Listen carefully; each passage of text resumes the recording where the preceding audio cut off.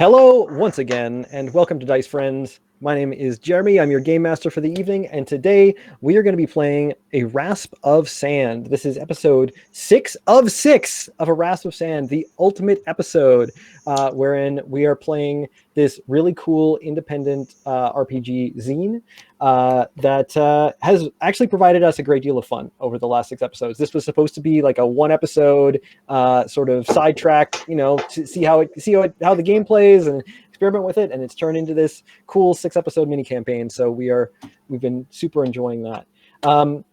You will notice that below me there are 3 players, and not all of them are the players that have been here for the last little while. In fact, our dear friend Ian has been called away for this evening, but pinch hitting tonight,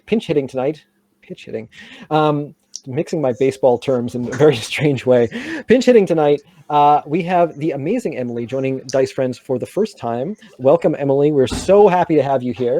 And yeah, this is going to be, I'm looking forward to a good game. We will make the fiction work. We will make the fiction work no matter how it may oppose us. So it'll all make sense because, frankly, that's what this is all about. We're making a story together, and nothing else really matters. So on that note, I'd like to actually introduce you quickly to everyone who is playing today. Down here on I guess my left from your perspective is Mr. Andrew Cowden. Hey, how's it going, Andy? I'm good. How are you doing, Jer? I'm all right. It's another Monday night. Looking forward to a good game. Excellent. And yes. Who have you got today? I am back. I am back as Flute, son of Flan Slashfoot. I'm a 5th generation warrior, which means I've got tactical retreat, defender, martial artist, parry, battle rhythm. I've got to remember my battle rhythm because that means I can attack twice per turn. Gosh, that's good. And I'm level 2. I've got passion for cooking, and physically I'm a slender, ponytailed, antique-clothed, bony-faced, tiny-statured, blunt-speeched person. So I'll try to embody that as best I can. And I'm very dexterous. I've got a dex of 7 and I'm ready to see where this last session takes us. Amazing. I'm also going to introduce our other returning character who is over on the right of your screen right now. That's right, Matt. That's you. Hello. It's me. It's Matt. I'm back again, and I am playing Annabelle Thinkwell, a academic from a long line of academics. I have a passion for music, but I also know how to get sand out of magic stuff. We'll see if that actually comes up later on tonight. I also am kind of slimy now and more scared of stuff. I ate a fish and became the fish. And that's how things work in the Deep Queen's dungeon. You eat fish, you become the fish. So where we left off last time, we had a third party member named Krankor, who is a magician. And the 3 of you had just been, you'd found this room that you'd been in before, but not really had a chance to explore. It had some sort of magical mechanism that you figured out, and you ended up finding a large stone treasure box that looked distinctly like a coffin at the bottom of a pool of water. And working together, you managed to drain the pool of water, open the box, which may or may not have been a coffin, and find a large magical spear, which, I mean, you assume is magical. It looked pretty special, very inlaid with scrimshaw and all sorts of other fun things. And the last thing that happened in the last session was Krankor picked it up and said something along the lines of, "Aha, we have found Dracula's monster." Yep. And as soon as Krankor says that, there is a sound coming from outside the room that is the grating of metal and moving of gears and hissing of turbines and with a clanking and large amount of other noises along the ceiling. In comes this large robotic automaton with an octopus riding inside it. So it's grappling onto the ceiling, walking in a way that you did not necessarily realize these octopuses could. And then it comes in in that way, and then sort of walks its way, crab walks its way, even though it remains an octopus, over to the floor, and then comes around on the floor, and you see that inside the cockpit of the octopus is another person. Besides just the octopus, there is a human-looking person in there with it. And it pulls back its glass, maybe covering, and it lets the person out. And maybe the person, Emily, if you want to describe what that person looks like, that would be very helpful. Absolutely. So this is just a woman of average physique, frizzy hair, face is a bit round. She's a little short. Clothing is fairly fashionable, actually. And turning around, she's just like, "Thanks, Joni!" in this massive booming voice. Okay, so the octopus turns to Annabelle and colors something like, "Is this yours?" You've talked. You get the impression that it knows to talk to you. So Annabelle, it's sort of projecting like, "Does this belong to you?" You all recognize Quilla. Quilla is part of your village. She's a person who is from your village, and she is known to you. Quilla, what would they know about you? What is the most embarrassing thing that they would remember about your history? Something that they might be like, "Oh yeah." And then what is the thing that Quilla is maybe most proud of that she's known for in the community? Well, I would say the most embarrassing thing they know about her is that she's related to Krankor. Okay. There is, if you go back a couple of generations, not that many generations, a slight split in the family when 5 generations, full 5. Okay. 5 generations, yeah. Yeah, there's a split back in the family that the Krankors had kind of a subgroup that split off, and they're the Krankifs. And no one talks about why. But we know that this happened, and they are related to the Krankors, and we don't like to talk about it. But what's important to take from this is that we had the Krankor family continue with their magicianing. They continued their wizarding ways, and it seems like the Krankifs 5 generations ago split off and became entertainers, and have refined that craft for for 5 generations at this point. And Quilla, what's the thing that they might know? Just something that might have happened in the village that you might have been very proud of. An accomplishment or an achievement? Well, not that long ago, there actually would have been a large fair that would have happened in the village. And there were all kinds of activities and things going on. And while the Krankifs certainly stood up to do their part as entertainers on the stage, a few things might have gone terribly awry. There might have been a fire to the tent. However, they all made it out alive. And they're very proud of that fact. Or rather, Andy, what was a complicating factor to this fire that made it especially dramatic? Well, it was a grease fire. There was a lot of fish buildup, fish juice buildup in the concession stand. It got into that, and then that's when it really went haywire, because now this is everywhere, and we're fisher folk. When water solves everything, we put water on that, and that got even worse due to the grease fire. That was not a good day. That was a very that was a memorable day. But being entertainers, they made it out in spectacular fashion through the roof of the tent. Yeah. And Annabelle, what was it specifically that that they did to distinguish themselves? The Krankifs, maybe they were sort of the people, the less desirable part of the Krankor clan to hang out with. But what is it that really turned the corner for people about them putting out this fire? What was something that made it extra spectacular? Oh, I mean, like, the most important thing is they actually knew how to properly put out a grease fire, which of course was not what Annabelle thought the correct answer was, which is water. Annabelle was getting ready to throw water onto it, but the Krankifs stopped her and handed a horn and told her just to keep people occupied while they clean up the situation with sand and all of the other things that you would need to get this big fire under control. Sweet. Maybe like a bucket brigade, but for sand. Yeah. Okay, I like it. And that was the origin of Annabelle's musical passion, is a highly passionate, highly inflamed, emotional situation that really brought that into her. So she's maybe a Crankiff family fan. Yeah. She's got some of the trading cards and whatnot. Yes.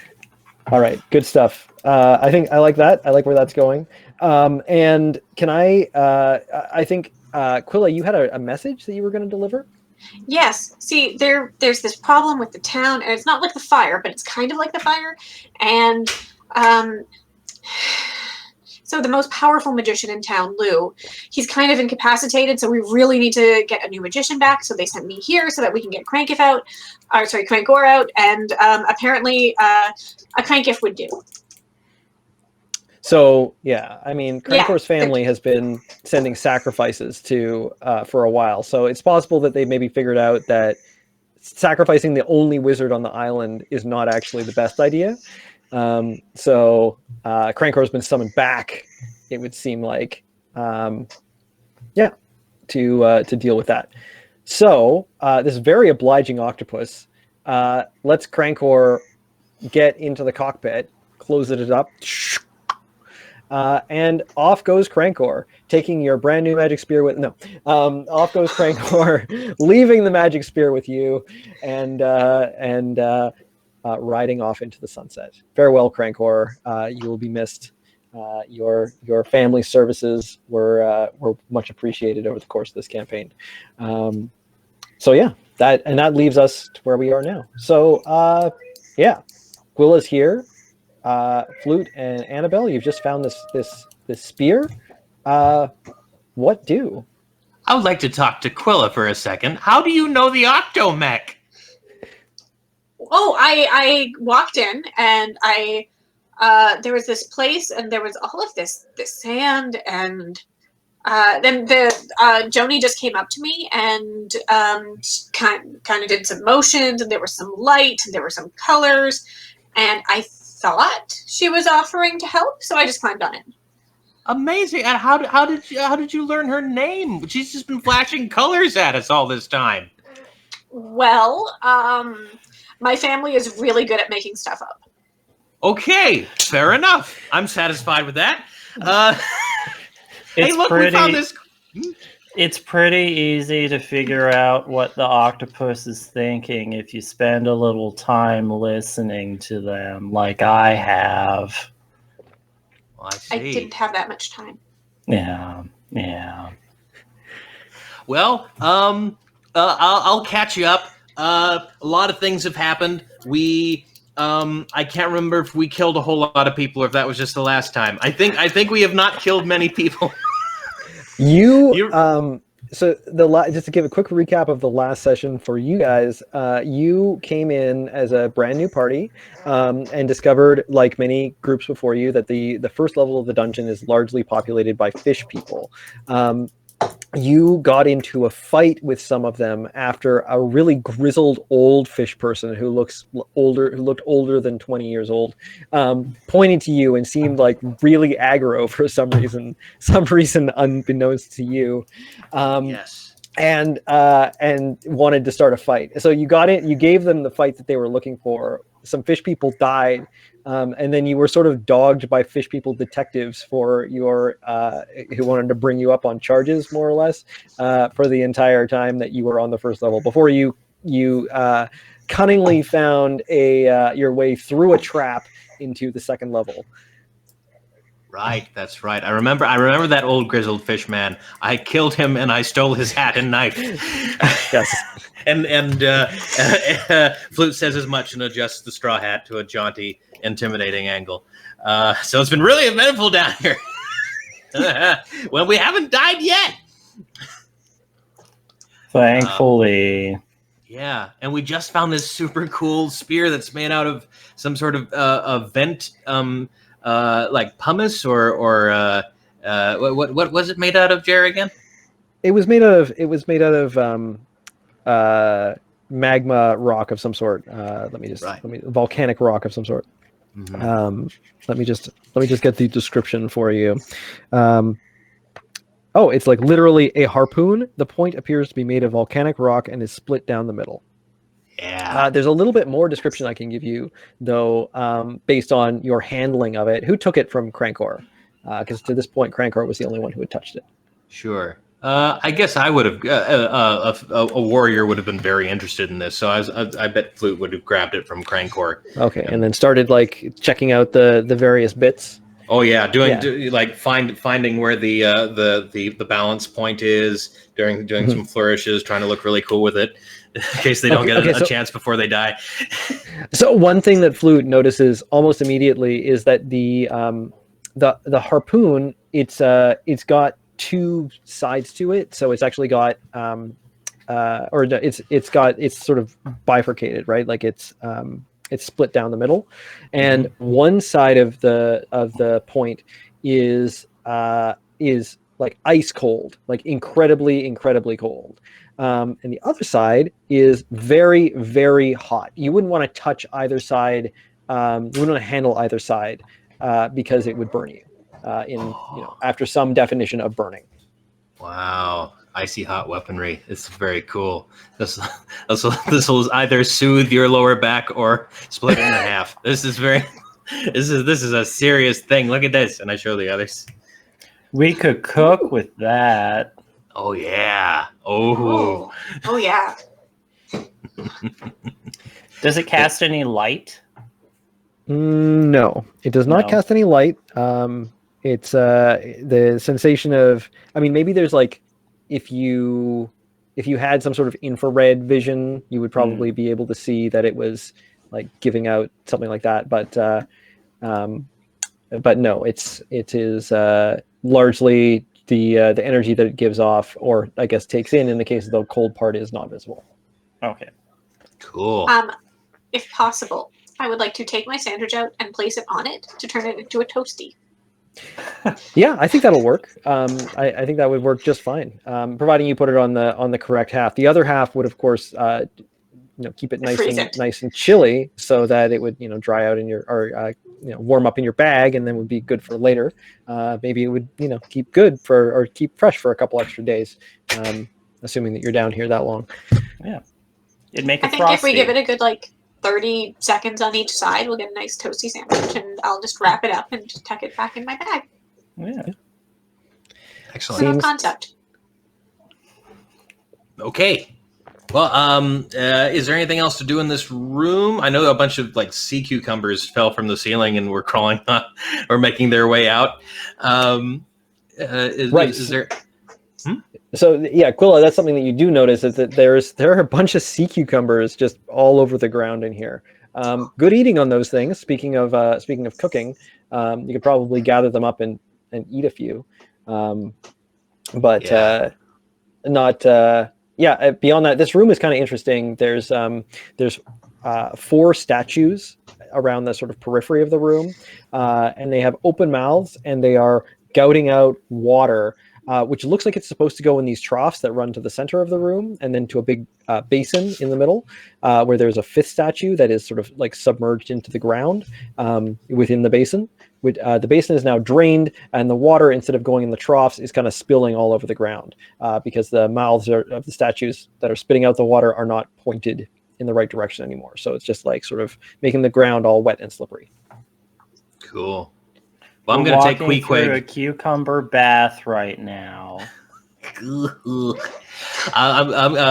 going to take Queequeg, which is my harpoon, and just sort of stab shish kebab 2 or 3 of these suckers and put them in my my body-sized bag for later. Seems good. Yeah, these things, you're going to have to cook them down a little bit. So you're probably only going to get a couple rations worth out of them. But, looks like some good eating. Sure thing. We have a spear to cook them on. It's great. Yeah. Perfect. It's like the hot dog roasting stick that is also the fire. Oh, there must be some sort of infomercial from 1992 that does just that. There's some sort of late night. runs an electric current down it. Also, like does your abs at the same time. That's the one. Who was the guy with the beard? Was it Ron Popeil? I'm mispronouncing that. Who's that? Anybody remember him? I don't remember any of the infomercial people, but I trust you. I trust you that he exists. Yeah. Bob Mays is the only one I know. Yeah. No, half the infomercial people are only figments of Andy's imagination. They don't actually exist. Absolutely. Okay. So shall we press on? Team. Yeah. We've been using the method of going straight ahead usually. So yeah, there are 3 exits from this room. There's the one that you know that you came through, which is also the one that Quilla was brought through. But yeah, then there are 3 additional exits, so you can totally continue opposite the room that you just came through.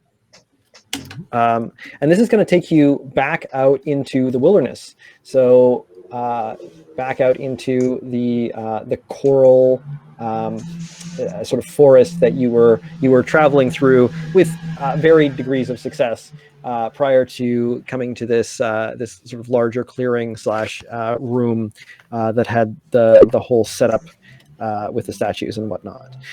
So this is very much back out into the wilds, and you come to a thicket. You've seen an area like this before that is largely full of it's just a bunch of coral that is sort of growing in a more controlled way than in a lot of other spots. So it doesn't unlike the areas that you've gone through that sort of created tunnels and hedge mazes. This is more of sort of a clearing. There is one of these reef creatures, one of these coral creatures that you've seen before, the large constructs that are made up of different kinds of coral with the big brain coral orb in the middle, that is presently working on tending the coral.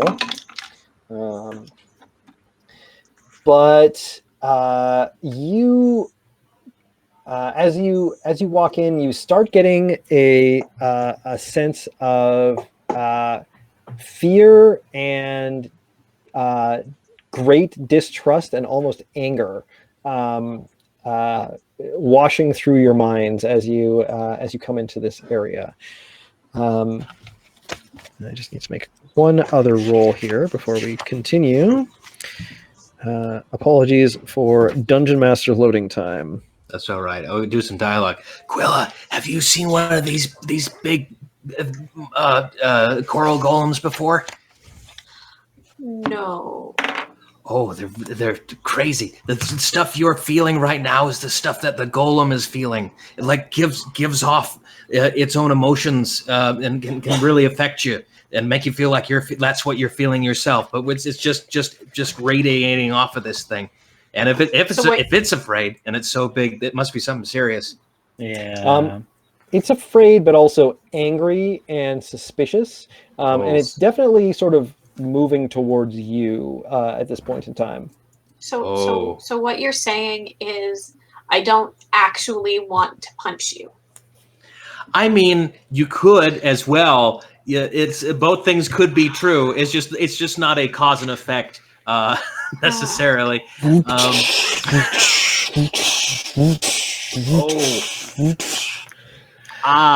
What are you guys thinking? Should we retreat? What should we do? Everyone down here wants to give a good birth to all of these coral automatons, so I think we should too.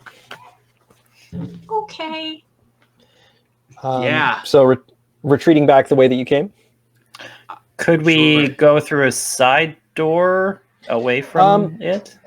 You can certainly. So this room, this area, has 3 different paths going out of it, including the one that you entered it from. So there's probably a couple of other trails through the coral forest that you could try and beat down. But if you can imagine, like, you are you're sort of coming through, and it's like a Y intersection, and it's kind of coming down, I guess, one of the paths. So yeah, maybe you can get by the other path, but it's not the safest thing. You're gonna have to like beat it pretty fast to do that, and there's a chance that it might grab you or take a swing at you or whatever as you run by. Or you can go back. There are a couple of other exits from the room that you were in. That is your choice. Sure, I say we do that. I don't want to mess with this thing. Yeah. Okay. Now, Well, under normal circumstances, because under normal circumstances, retreating from this, like running away from it, would be called for a morale check, which could result in you ending up somewhere random that you would be unaware of. But because you have an accomplished warrior who is good at maintaining morale, you are actually able to retreat from situations like this without having to like run away screaming and end up somewhere random. So that's potentially also helpful information. Excellent. I say, follow me, and with as much fake confidence as I can, and we sort of make a tactical retreat and sprint back. Okay, that seems pretty good. So you're gonna head back into the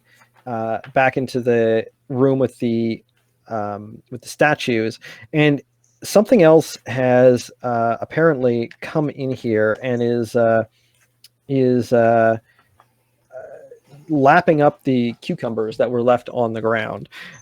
So there's a couple of like pretty big fish, like big as a horse maybe, covered in metallic scales, and they've got these like dark green metal beaks, and they've got like they're kind of drooling this green gross pus out of their mouths that's like getting into the water on the ground and making like maybe little steam things pop up as little puffs of steam when they drip in and kind of go pss, pss. And they're like moving around, gobbling up the cucumbers that were left there, and they don't seem to be paying you much attention as you kind of run back in. Actually, no, I think they're going to turn and towards you and kind of look, and they're going to start kind of swimming up closer to you. But they still seem pretty intent on eating the cucumbers. So maybe there's a cucumber between you and one of the fish, and it kind of like swims over and then stops and gobbles up the cucumber on the way. Are there any cucumbers near our feet? Sure. Yeah, you can say that there's still a couple of cucumbers around you that are not necessarily that are closer to you than the fish.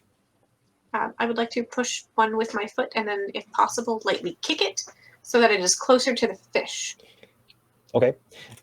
So you give it a good old turf, and it makes a very pleasant sounding and satisfying splat sound as you kick it, and sails over toward the fish, and then sort of like splatters and reconstitutes on the ground near it. I don't know much about sea cucumber, so I might be totally wrong about like what would happen if you kicked one. But fantasy universe, make up your own rules. Yeah, right, exactly. It's a house rule. Rules about cucumbers. But the fish turns and gobbles that one up, and then like looks at you again. Oh no. It's like we've fed a squirrel and it's just going to be following us for the rest of the... Oh no.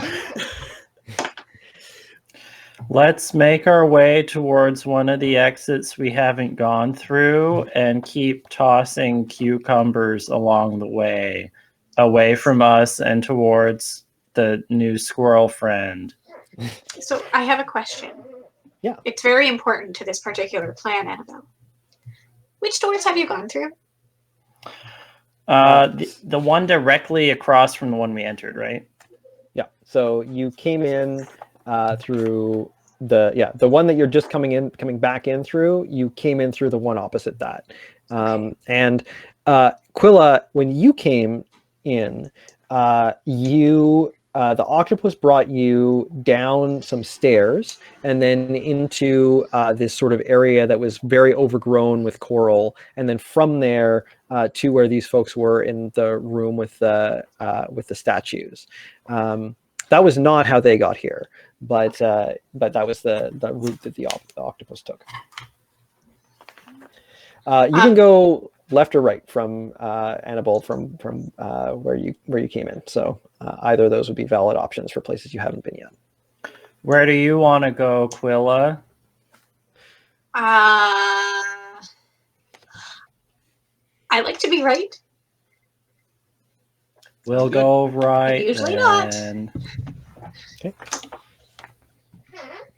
So the passage or exit trail to the right takes you into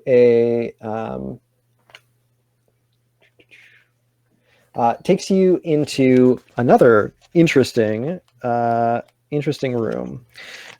This one is one that you haven't encountered yet. So apologies as I quickly consult the notes. So this room has rows of sort of pots and almost like chests and basins all around it, and there are a couple of your crab friends. They're moving from pot to pot, and you can see that growing out of these pots are these strange little like very large anemones with big tentacles. These things are just looking for so yeah, they're all sorts of different colors, and they are the tentacles are sort of squirming out, and the crabs will go over and they'll drop a little bit of something or other, ground up, smooshed up snail or something into them, and they'll react to it, and that seems to be going pretty well. But yeah, definitely a more cultivated and cultured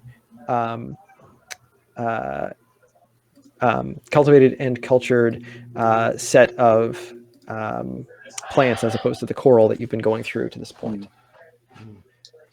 Annabelle, did you learn how to speak crab? I can't My remember. mom did, but I didn't. I only learned how to speak octopus, or understand octopus so far. Right. And as you're like sort of coming into this room and having this conversation, there's this like almost rumbling sensation. You feel it feels like there's maybe a lot of movement in the currents of the water that sort of goes through the little channels that run through the bottom of this room. Some pressure building up, that kind of thing. You've experienced something like this before, some of you. Big wave coming. Ugh. Shoot. What do we do, Flute? Well, I've got 5 feet of rope. Oh yes, you have an idea, Quilla? Oh.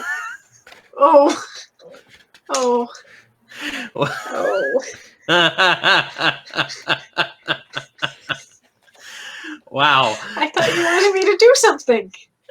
That's good too. Yeah, you could do while you're getting out your instrument there. I'm going to take the 5 feet of rope that I have maintained to have and start lashing all 3 of us to the floor.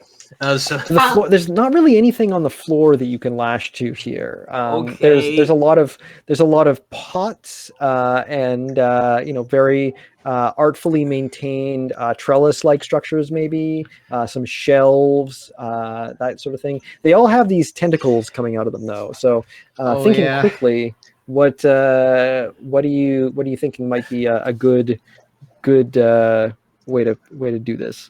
Can Annabelle use that skill of hers for searching a room to specifically try and, without spending any time, find the most structurally sound thing to tie us to in the room? I think that's more of a common sense thing. Like, I feel like if you're like, okay, I want to find the biggest trellis, or I want to find the I want to look for flower pot with some sort of distinguishing features or whatnot. The crabs don't seem. The crabs seem to have noticed that something's up too, because they're just going back into their little shells. They're very big shells compared to the rest of the size of their bodies. They're retreating. So thinking back on the very stories that I know, I look at the tentacle-y things, and I wonder if they, in a wave, might act the way that a narrow tree does in the wind, where a really solid tree is going to fall over, but something that is narrow and flexible can move with the wind, or in this case, maybe the water. It seems like a fair possibility. It doesn't seem like the crabs are battening themselves, but they don't seem to be taking any precautions to batten down the tentacle anemone things. Let's each grab onto one then. Okay, I guess that's our only option. All right, so everyone grabs a tentacle. Yeah, that was happening. I'm not trying to dictate. So Quilla, if you want to do something different, that's also fine. No, I was just going to say, and you're probably all relieved, because one thing you do know about my family is that while we are entertainers and everybody knows an instrument, no one is any good at them. So I grab a tentacle and put my flute away. Okay, so if you had to choose between sort of a kind of a reddy colored one and kind of a purpley colored one and kind of a green colored one, or a transparent one, which would you choose? Flute. I'll take the transparent one, please. Okay. Quilla? Let's go purple. Okay. And Annabelle? The red one. Okay. So Annabelle, the one that you grab onto, it kind of explodes. It releases fire at you, and so it discharges a bunch of flame over your body. Now, thankfully, it seems like it was like sort of storing this energy between its tentacles, and this has caused it to discharge. So it's not like burning you, but it's sort of like you grab it and it just kind of goes in your face, which thankfully for you only does 2 points of damage. Oh, good. Quilla, you had a purple one? Okay, so that is going to release sort of a poison gas spore kind of effect, and again, it sort of like blasts off all over your body. It's itching, it's hurting, it's causing all sorts of awful hives. This is not gonna help your career as an actor or mime for a little while. It's gonna take some time to sleep this one off. That does 3 points of damage, and then Flute, you had a transparent one. Yeah, I did. Yeah. Okay. So this one is going to blast you with water. Yeah, exactly. From one wave into another wave, and that's going to do 5 points of damage. But you do have an ability that you can use to. How is it 5 points? 3 points? Because it's moving really fast. It's like literally a fire hose. I will tell you what. If you want to let go and be blasted across the room, that is absolutely an option. But okay. I'm so sorry. Does my armor do nothing? I have an AD of 14 and this does nothing. Why do I have this armor that does not protect against octopuses or just water? What is this armor for? This time. Because you're conscious this time, I think you would be able to interpose your armor between you and the damage using that ability that you have. And so you use that to suck up some of the damage either into a shield or the armor itself, and use, I forget what the ability is called, but that one, and just lose a point of durability instead of taking damage. Okay, thank you very much. I will. I'll use a point of quality.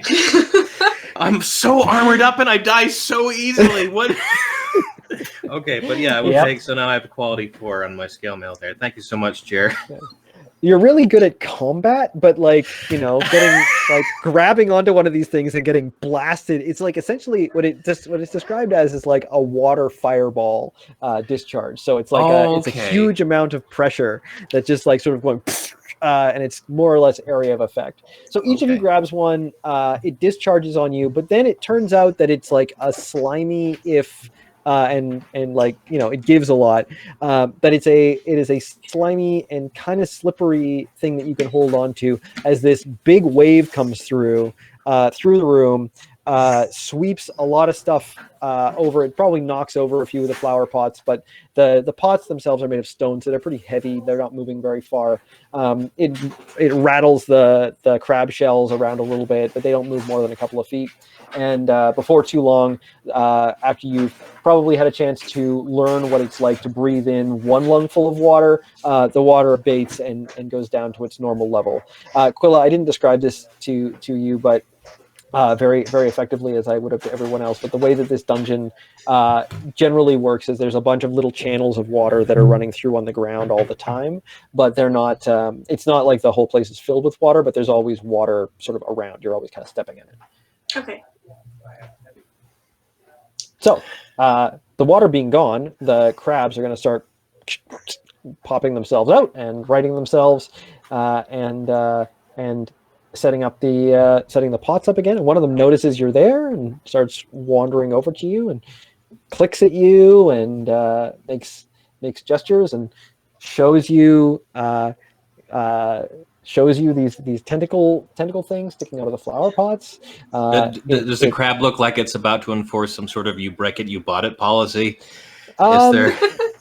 It doesn't seem like it. Actually, the crab is really interested in making a sale to Quill and Annabelle, who've had like their little taste spoon.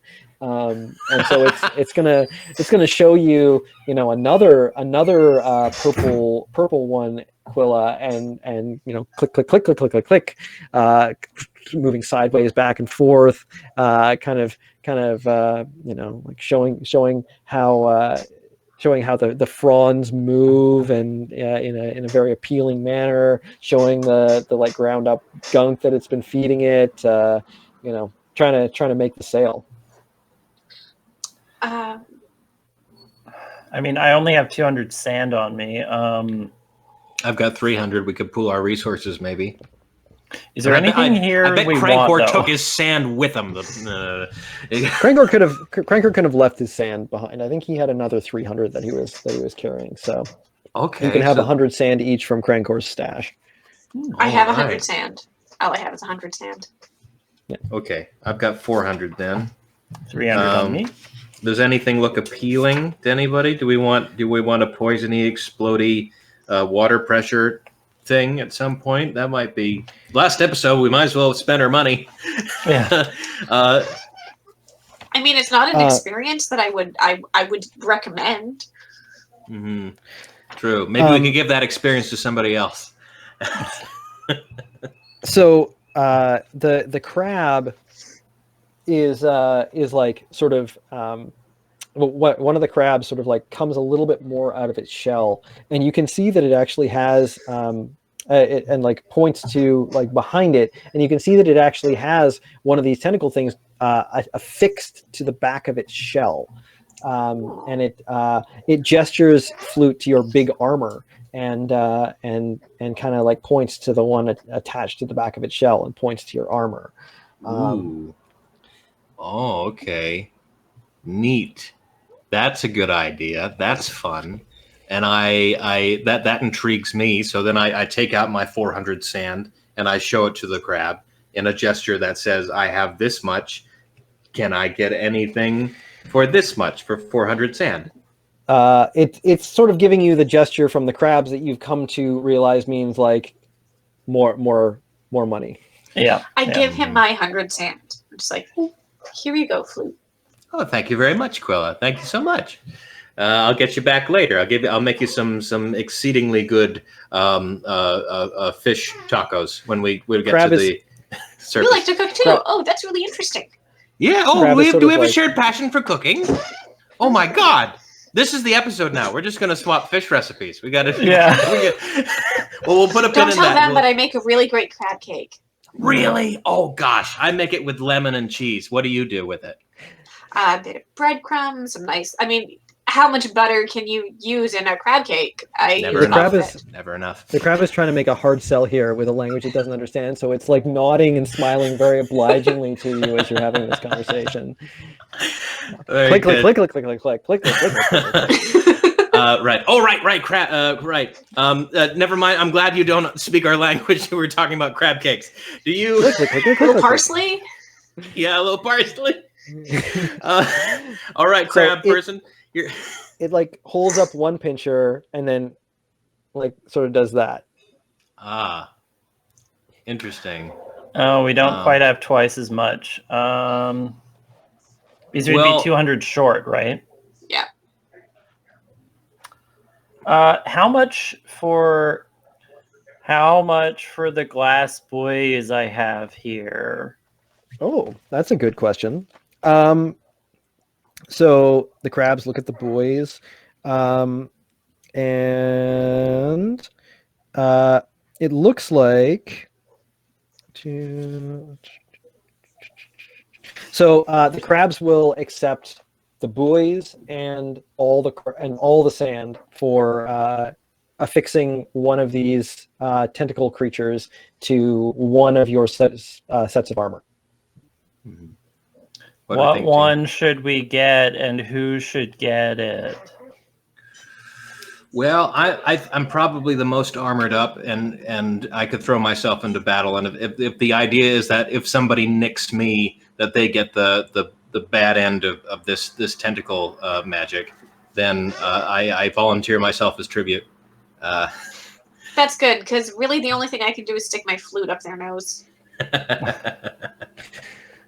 Okay, so the crab, this process, the crab is going to need to spend a little bit of time. It's going to apply some various pastes and gunky things to the back of your armor, and then it's going to very carefully take you over to one of the pots and start like transferring by like only touching the sort of root part of the tentacle creature over to this pasty bit that it's created on the back of your armor. It might like sand it down a little bit to make it nice and rough, and then start doing this. I guess what I'm saying here is that this is going to take a little bit of time. So if anyone else wants to use any of their rest abilities while this is happening, this would be your opportunity.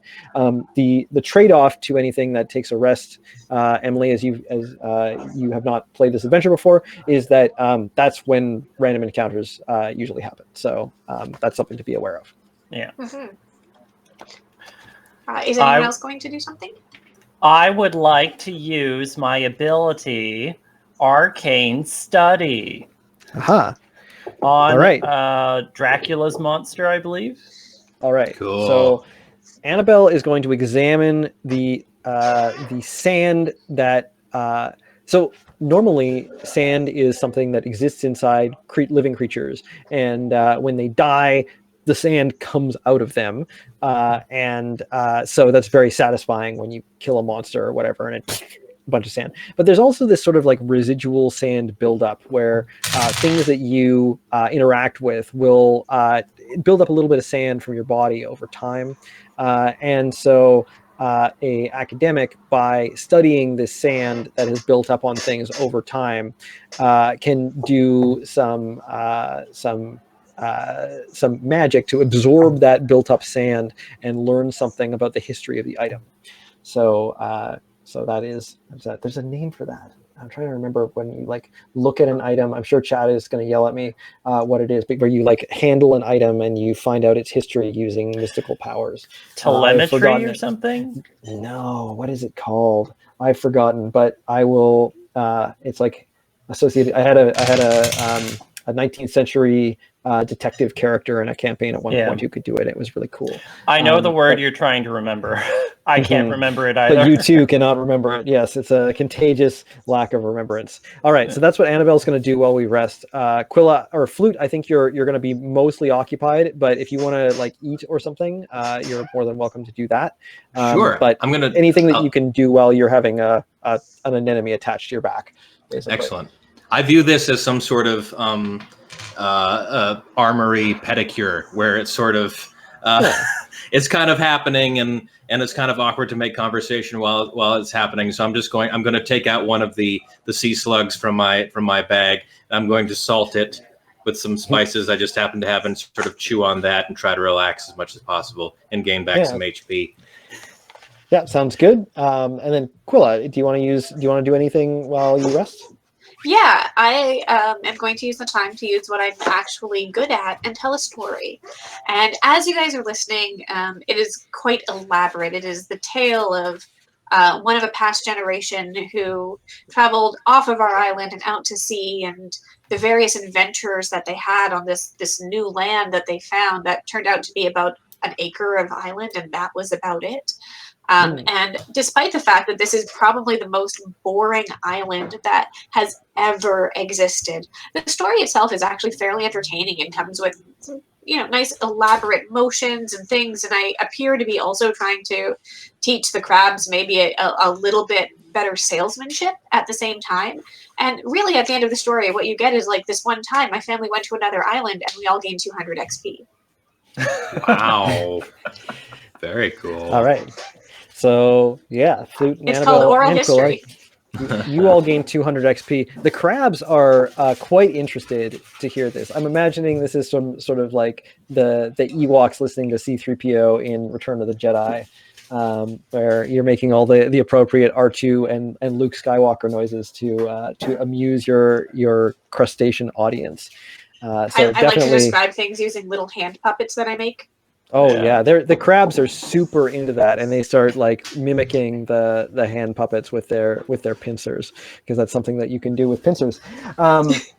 Annabelle, okay, so yeah, we'll resolve what Annabelle's doing, and then we'll check and see if something jumps you while the end of this is happening.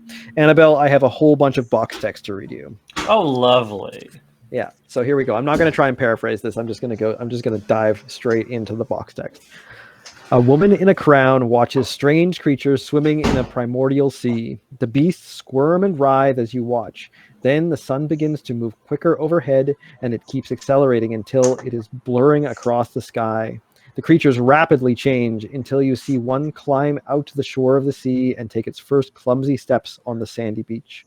The woman smiles. Time moves onwards. First clumsy steps on the sandy beach. Onward until you see people pushing primitive canoes out onto the ocean and begin to fish. The woman smiles and sends fish and squid up to their nets. Time moves on. The woman gives birth to a small child, green with a crown of twigs. The woman hugs the child sweetly. Time continues, and she sends the child up onto the land to create their own space. Onward, the sun moves, and you see her find her crown missing. She clenches the harpoon with frustration and looks out to the land.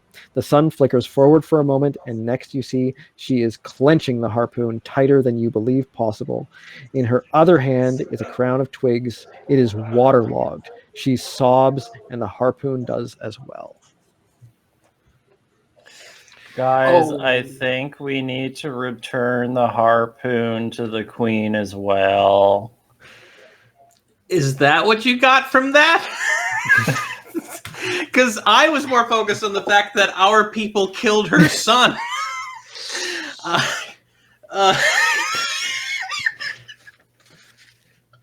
I mean, damn, what a tragic, horrible thing. Oh, God, no wonder she's pissed. Okay, well, damn. Don't you remember we went to his church? Well, not us. Our parents went to his church 20 years ago, and they felt very sad about it. Yeah. As one would. It had the same effect on people walking in as the Coral Guardians did. It made you feel very sad when you were under its roof. Can you describe this sadness? Was it a specific type of sad? Just a general malaise? Was it sorrow and grief? Was it like melancholic? Yeah, this is a Jared? memory of a memory for you, but the impression that you have sometimes, I guess, those just feelings and sensations are a little bit stronger than actual visible memories and things like that. So yeah, it did seem melancholic or grief stricken or just generally very mournful. Bad vibes. Okay. Yeah. Whew. All right. I have a question, Jer. Yes, I have some mechanical stuff to give you as well. But I Okay. wanted to let that moment have its time. The mechanical stuff that I have to give you is that this harpoon does 1d12 damage with advantage. It is two-handed, which Flute has already figured out. It has 5 quality. It is at maximum quality right now. It uses 3 slots, equipment slots to carry.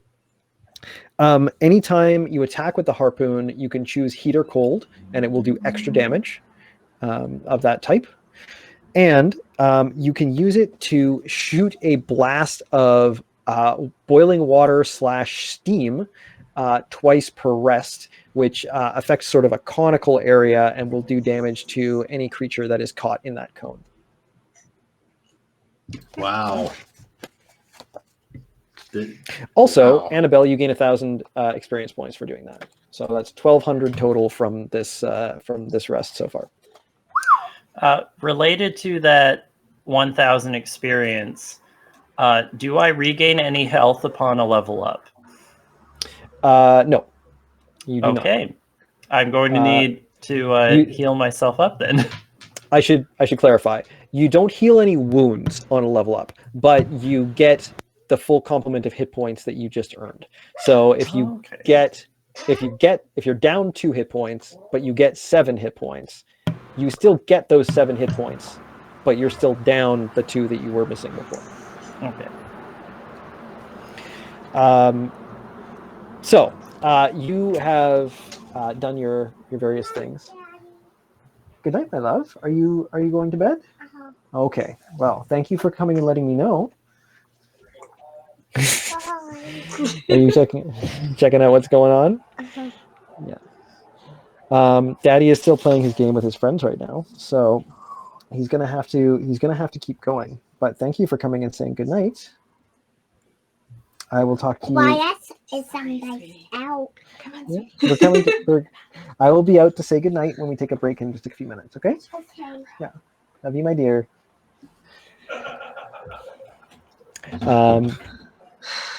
Parenting is good. Welcome to COVID times. This is But I also really kind of like that she comes in and says goodnight to me. Yeah. I did definitely miss Goodnight tonight. Oh. And it's hard. It's hard to miss goodnights. They'll be tomorrow. Yes.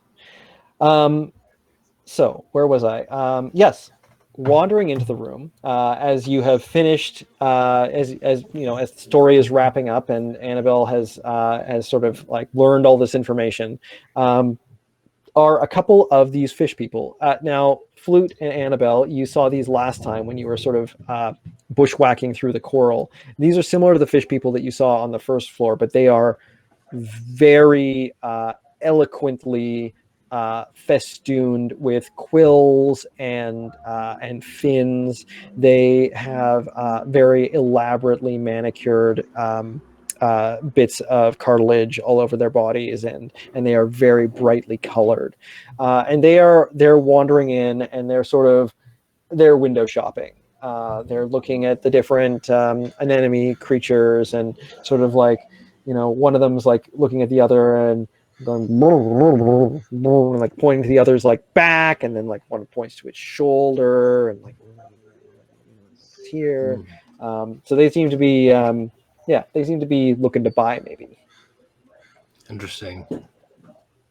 Animal, do you speak? You just understand octopus? You don't know how to speak fish? No, my mom was far more competent with languages than I ever was.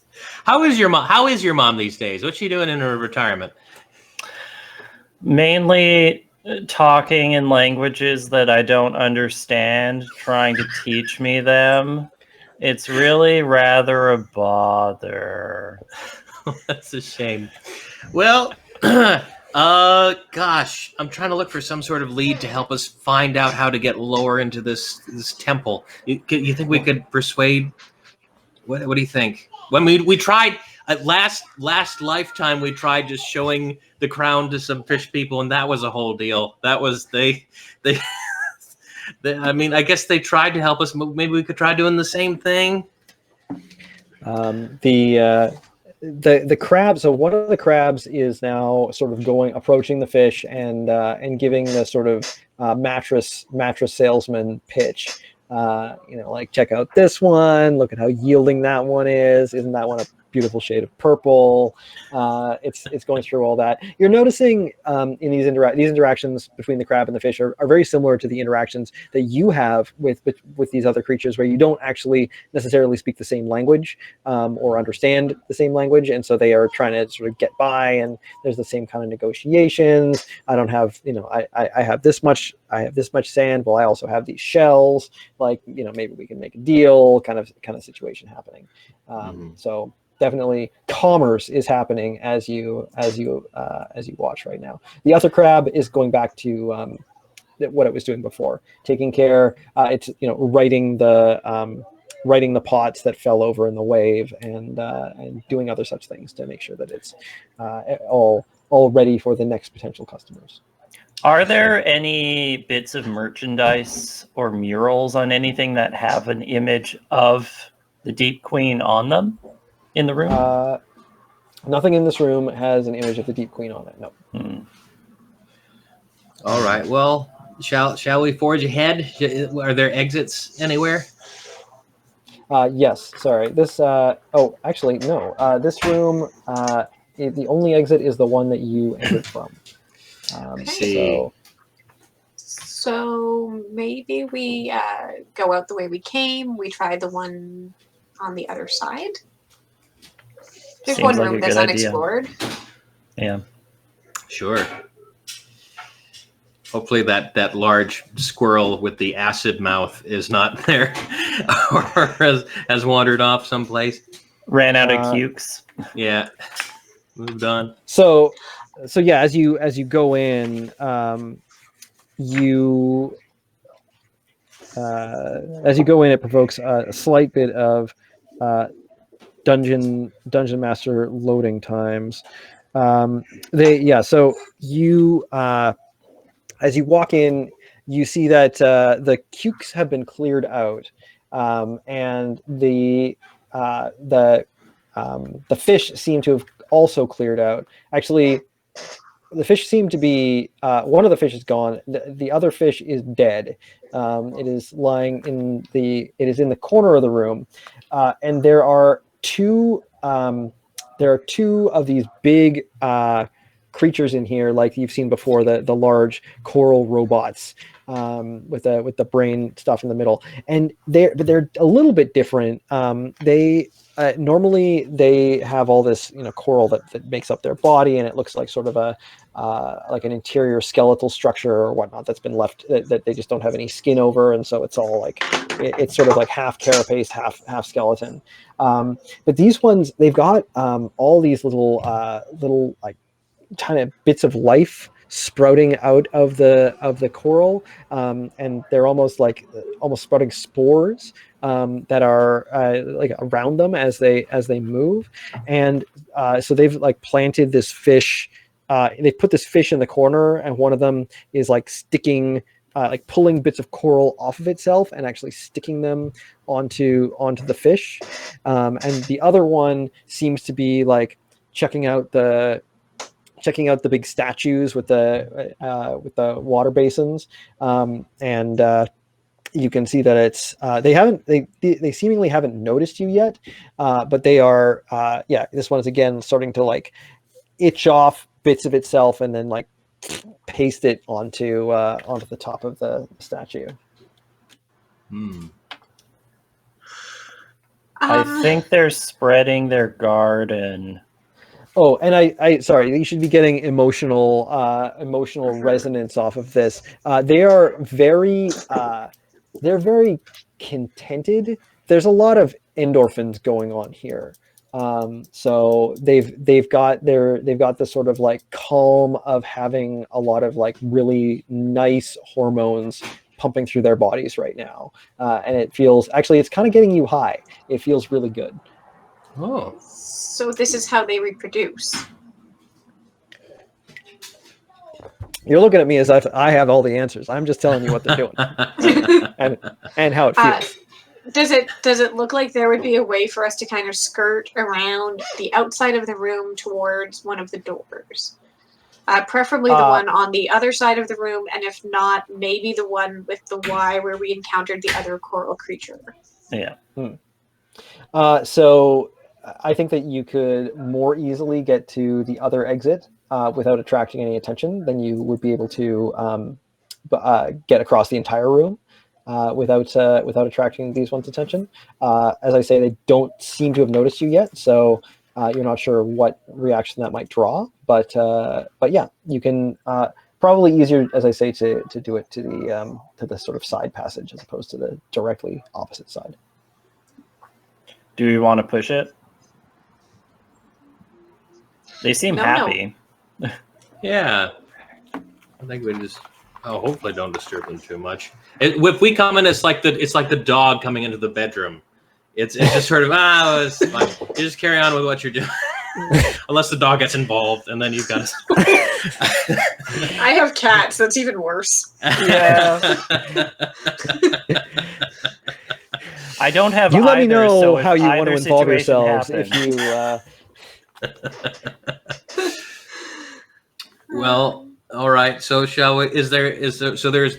We've tried all of these entrances. There's one we haven't tried yet. There's one. The one you haven't tried yet is directly across from you. The one to your right is the sort of maze-like thicket brush, hard to navigate through area. That's where you originally came from. And then the one to your left was sort of a thicket with a branching path, and there was a golem in there that seemed very displeased with your presence, and you ran away.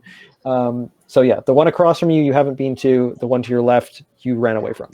So is the one across the one that I came through with the octopus? Because you said I came through a different way. Sorry, so the one that you came through is the one on the right that they also came through. Okay. But you know that if you were to go to that room and take a right turn, that would be the entrance to this level. They've never seen the entrance to this level. So that's I guess the distinguishing fact there. Okay. Okay. So we don't want to go that way then. You don't know. It's so thick and difficult to navigate that you never established if there was another exit from that room. So there might be, but you would have to bushwhack a little bit. Yeah. I say we go to the room we haven't been to yet. Agreed. We're looking for some way down. Let's go for new information. Okay. Are you trying to do this like silently? Or are you trying to avoid notice, or are you just brazenly walking through the bedroom?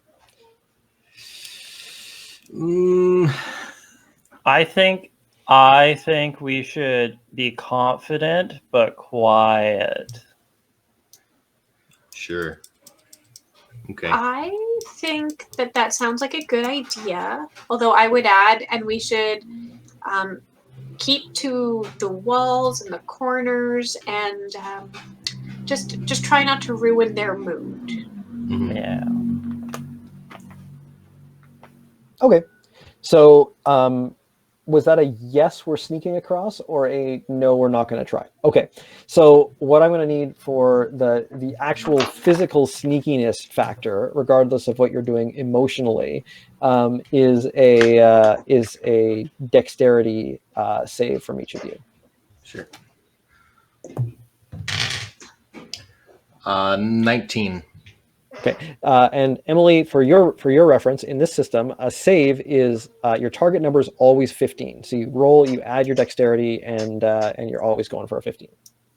And when I add my dexterity, I get 20. Wow. Great. Annabelle, how'd you do?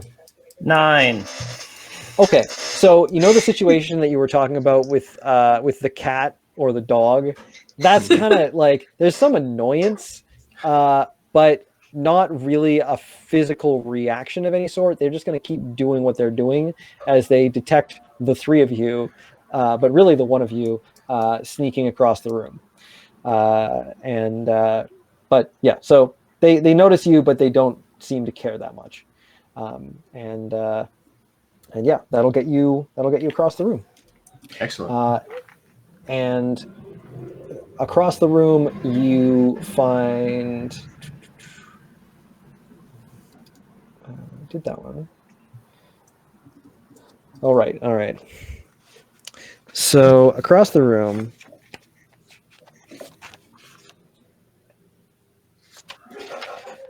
so this is a very seemingly well curated glade of young coral.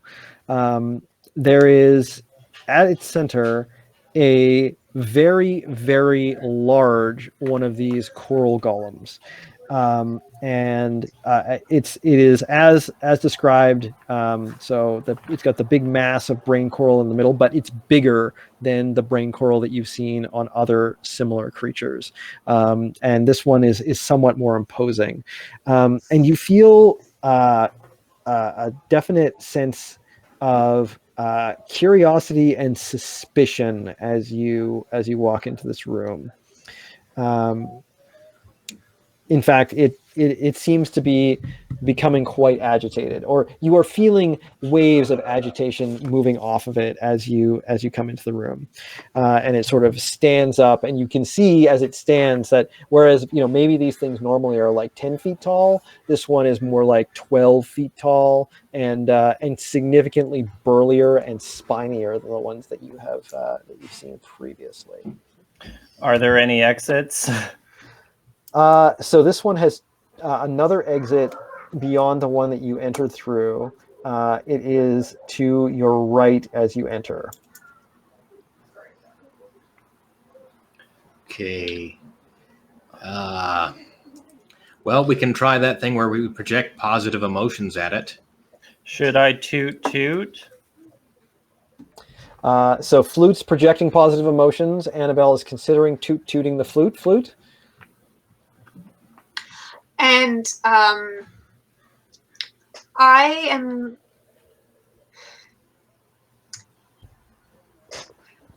gonna sing a lullaby.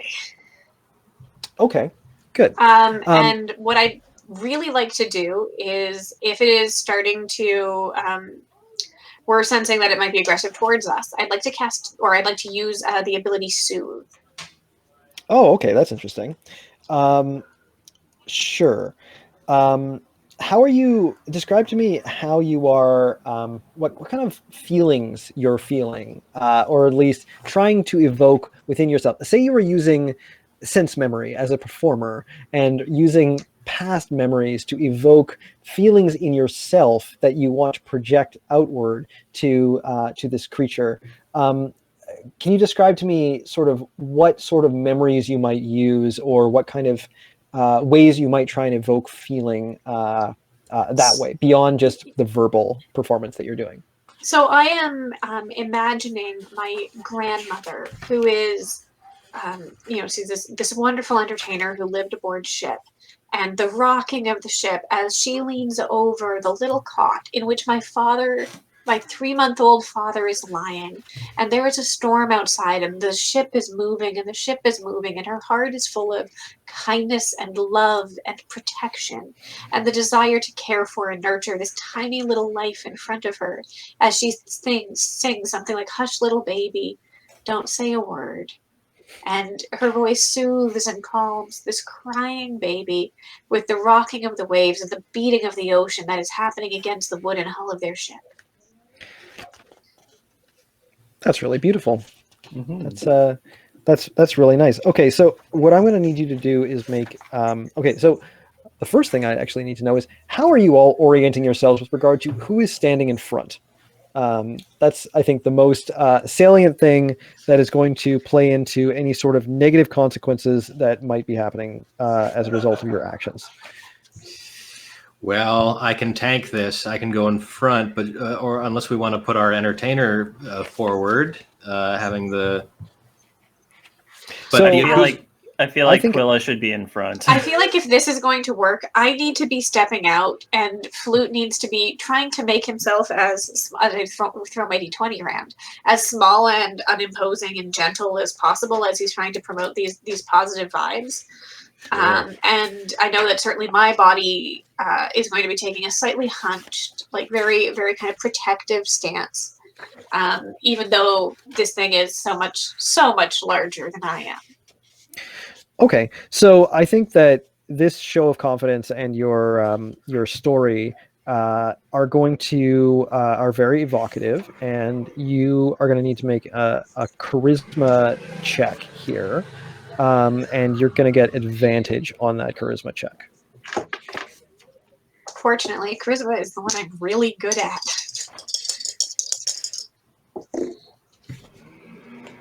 Which is really good because one of my die was a 1, but the other one is a 14, which also makes it a 20. Nice. Because I have +6. So Wow. this thing is you're trying to throw it these good vibes basically, or these nurturing and happy vibes, and it charges you. It puts its shoulder down with a spiky piece of coral, and it charges right towards you. And just as it's about to hit you, it kind of stops and does the whole like Wile E. Coyote, feet out in front of it, dust cloud behind it, where it kind of goes, and it stops itself, and it looks at you very suspiciously. And then it just stands up and assumes sort of the pose of a statue. You don't get the sense that it likes you, but you get the sense that you've gone from being like, I'm going to kill you immediately for being in my face, to you are being tolerated now. But you might be on thin ice. There's still a lot of suspicion in the air, but it is not straight up attacking you. I would like to encourage us to, without turning our back on it, just, lightly, slowly, I will keep singing, and we can just hopefully make our way around to the side and around, and then back out the other, or I guess to the right, so that we can go out this door to the right. And I will just keep singing. Fortunately, I am a much more accomplished singer than I am a flautist. Okay. Excellent. Anyone else gonna do anything aside from what Quilla is saying, or are you just gonna follow Quilla's orders and go directly out the right door? I'm gonna go with the flow. I don't want to start a fight with this thing if I don't have to. Yeah. Annabelle's like tooting on her horn to accompany it, but otherwise just going along with the performance. Okay. So yeah, I try to tell you when we do the key change and make sure that you don't go minor. Yeah. That's good. So yeah, you very cautiously and with your head up and confidently move across the room and are able to get out the other door, and it's going to let you do that. Yes. Well done.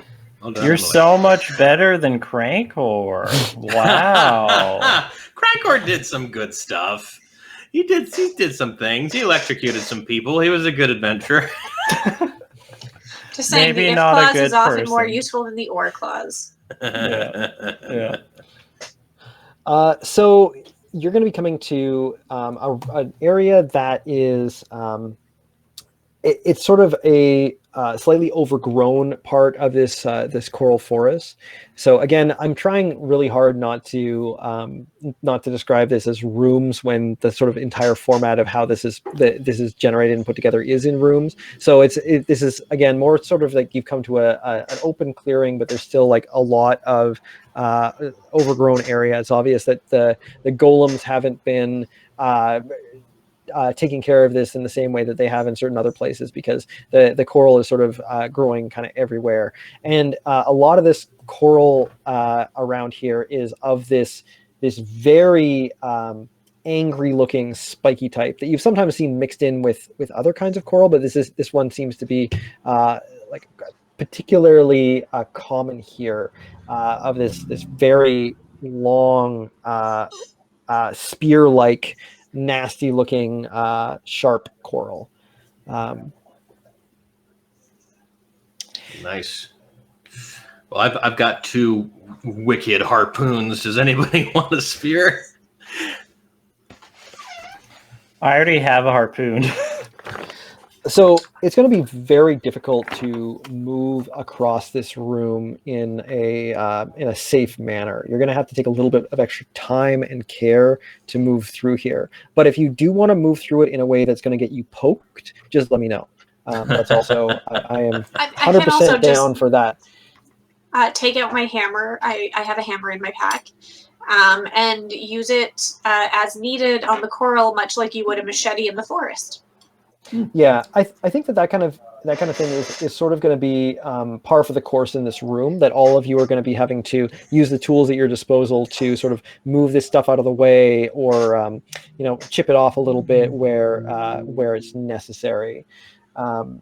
Notably, there's not any golems in the room right now, so that's helpful. There's there's sort of one path that goes to the north, to your right from here, and it goes into a thicker bunch of thicker sort of area of coral that again is like sort of darker and more hedge mazy, and is actually you think potentially you've been kind of circumnavigating that. Like you came down, Flute and Annabelle, you came down into it, and Quilla, you kind of came through it to find them. So you kind of came down into it and you came out one side, and you're now kind of like going around it.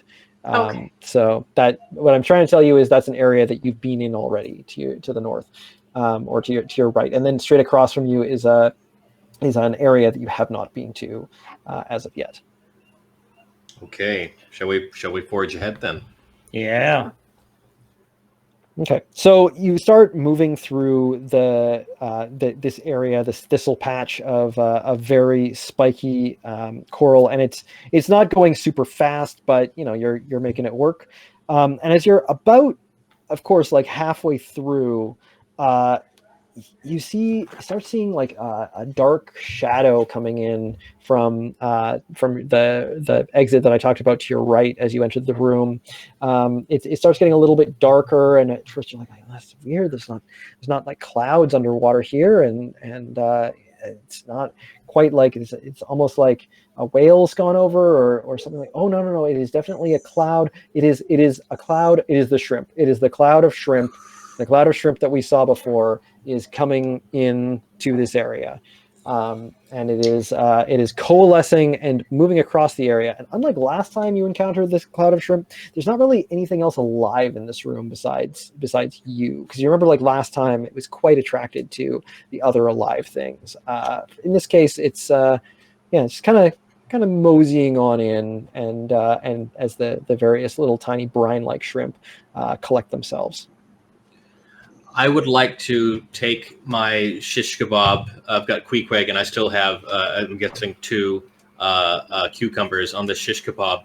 And I am going to batter up with this thing and wing the cucumbers across the room far away from us. Hopefully gathers attention. I'll happily roll for that. Why don't you make me a charisma roll to do that?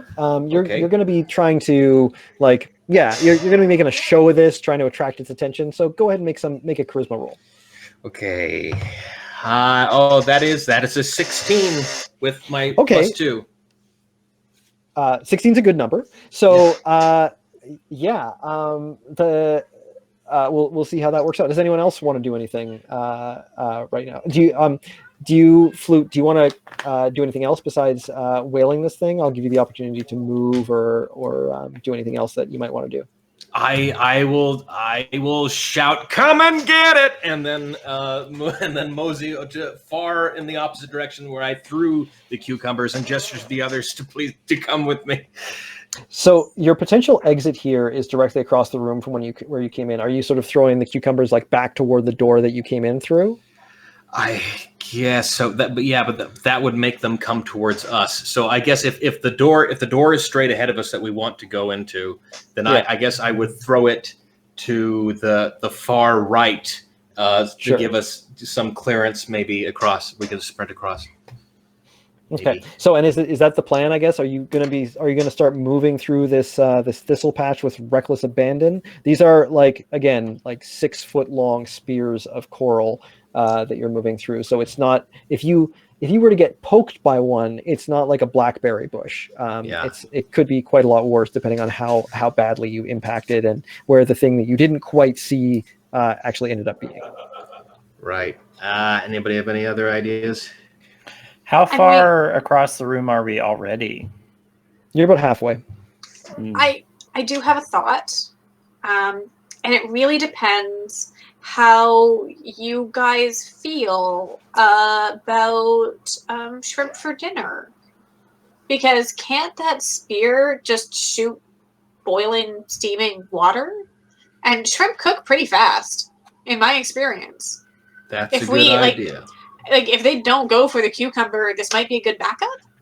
Yeah, they're very small, which means that it doesn't take long to cook through them. Yeah, I mean, I'm sure I have some butter in my backpack. I mean, that could be our backup, and we could just continue as we are, I guess. So I guess then you're just going to continue moving slowly and see what happens, and maybe who's got the spear right now? I think I've got it right now. Flute's got the spear. Mm-hmm. Maybe someone wants to grab the spear from Flute and like hold it up, sort of like continue moving across, and because Flute's already, I guess, kind of had an action this round by flinging the cucumber. Annabelle we're going to continue. That. Okay, so Annabelle grabs the spear and is going to like hold it up, ready to try and press the pew pew boiling water steam button. If it seems to be coming pretty close. And what I'm going to do is I am going to take my action and just really encourage Annabelle on how good her aim is going to be, how much faith I have in her ability to cook these shrimp, and how delightful dinner is going to be when she succeeds. Not if, when. So I would like to make an encourage action, which is charisma or intellect save, but my intellect is not fantastic. All right, go ahead and do that. So that is a 16 with my charisma. So I rolled a 10. That'll work. So Annabelle gets advantage, or Annabelle will get advantage on her next attack. Oh, good. So basically, each of you is taking an action, and you're also continuing to move at a slower speed. So I'll say that you managed to cover 1/4 of the remaining distance to the exit this round, and the swarm is actually kind of distracted by the cucumber, so it's going to use this time to move. It doesn't care about the spikes, to move over to where Flute threw the cucumber, and the cucumber vanishes. I'm not saying that it vanishes in like a poof of smoke or that it just ceases to exist, but for all intents and purposes, it moves over where the cucumber was, and the cucumber is no longer there. Satisfied with that, it is. Why don't we actually just start rolling initiative? Let's move to that. Okay. Emily, you're new here, so why don't you take first shot at this? You can roll a d6. You were trying to roll a 4, 5, or a 6. I roll a 5. Okay, so you get to act first this round. Next round, we roll initiative again. So because you won this round, there's the potential that you will lose next round, and the bad guys get to act twice. So be aware that is a possibility when you set up strategies or however you want. Sometimes things go very badly, and you get whacked twice. Okay. So it's your go. What do you want to do with your turn? I think continue going, right? Yeah, so- Making a path. Okay, so Annabelle, I'm going to say that you've got to go a little bit slower than everyone else. Everyone else is sort of clearing the path for you, but you're going to still have to like get ready for the attack that you suspect might be happening. The others of you are going to be able to move approximately 2/3 of the remaining distance to the exit if you continue to move carefully. So you've got basically 1/4 of the total distance that you had to cover left. If you're careful going. And Annabelle, you're going to have about half the total distance left. If I take an action, would we be in about would we be moving at about the same rate? Yeah, you and Annabelle will be moving about the same rate if you took an action. I think you should just make the path for Annabelle to run down. Okay. And focus on that. Sure. Sounds good. I will keep my hammer in one hand and my pick in the other because I have a mining pick. And just like dual wield, double hand, like nice tapping sounds, and it happens in a nice rhythmic fashion. You're just playing a xylophone, basically. Okay, so the shrimp swarm is going to charge you in the way that a swarm does. So it's basically like a charge the cucumber. It is going to just become this torrent of moving bodies that is going to try and envelop you. And Annabelle is the closest, so it is heading directly for Annabelle. Now, Annabelle, the system doesn't have ready actions, but it makes sense that you've readied an action. So you are going to fire off this incredible arcane power from this spear and send a cone of just really like it kind of blows you backwards. The pressure is so high. It's like the fire hose analogy we had earlier. Just a fire hose of boiling steam awfulness in the direction of this swarm. And I'm presuming that you're kind of like going to go to try and get as many shrimp as you possibly can within it. So why don't you roll me some damage? You are going to get a couple of advantages on this. One, you have advantage from Quilla, who has inspired you greatly. And two, I'm just going to arbitrarily rule that this seems really effective against what this is, which is a swarm. So I'm going to give you 2x damage on it. So what you're rolling is a d10 damage, but you can have advantage on that roll, and then in addition to that, do double damage. Wow. Okay, let's roll one. That would be after doubling 17. Or sorry, 14. 14. Okay. You rolled an 8.5. Yeah. Okay, so it is going to severely diminish the size of the swarm that is coming toward you. So it's scalding. It smells really good. It's just kind of like a subtle umami, proteiny flavor, and it's kind of got something else in it that is something quite unlike anything that you've ever smelled before. Sea cucumber.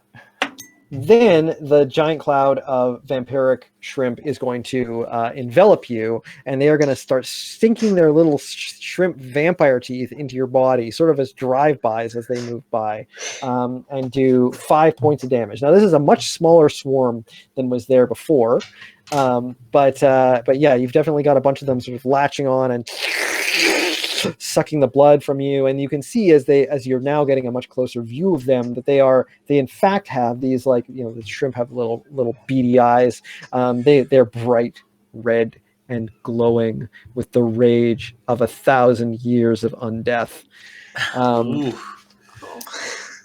Let's roll initiative for the next round. I should also say that I am now at 0. Okay, so you are effectively disabled. Yeah. You can't really do much. So yeah, that should be interesting as well. All right. Flute and Quilla, which one of you wants to roll initiative? And I would roll pretty well if I were you. Andy, Okay. Yeah, I I'll did do it it. last time. Here we go.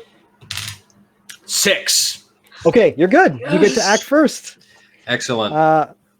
So you are about an eighth of the total distance across this clearing away from the swarm that is enveloping Annabelle right now. The horrible cloud of shrimp has started like tearing into her, and there's blood everywhere, and she's like sort of like kind of dropping to the ground on her knees with her mouth agape, just like dropping the spear probably on the floor. She doesn't look super happy. What do you want to do? Okay, this tentacle on my. Oh, do you have an idea? Well, I have one thing that I would really like to do. Okay. Mhm.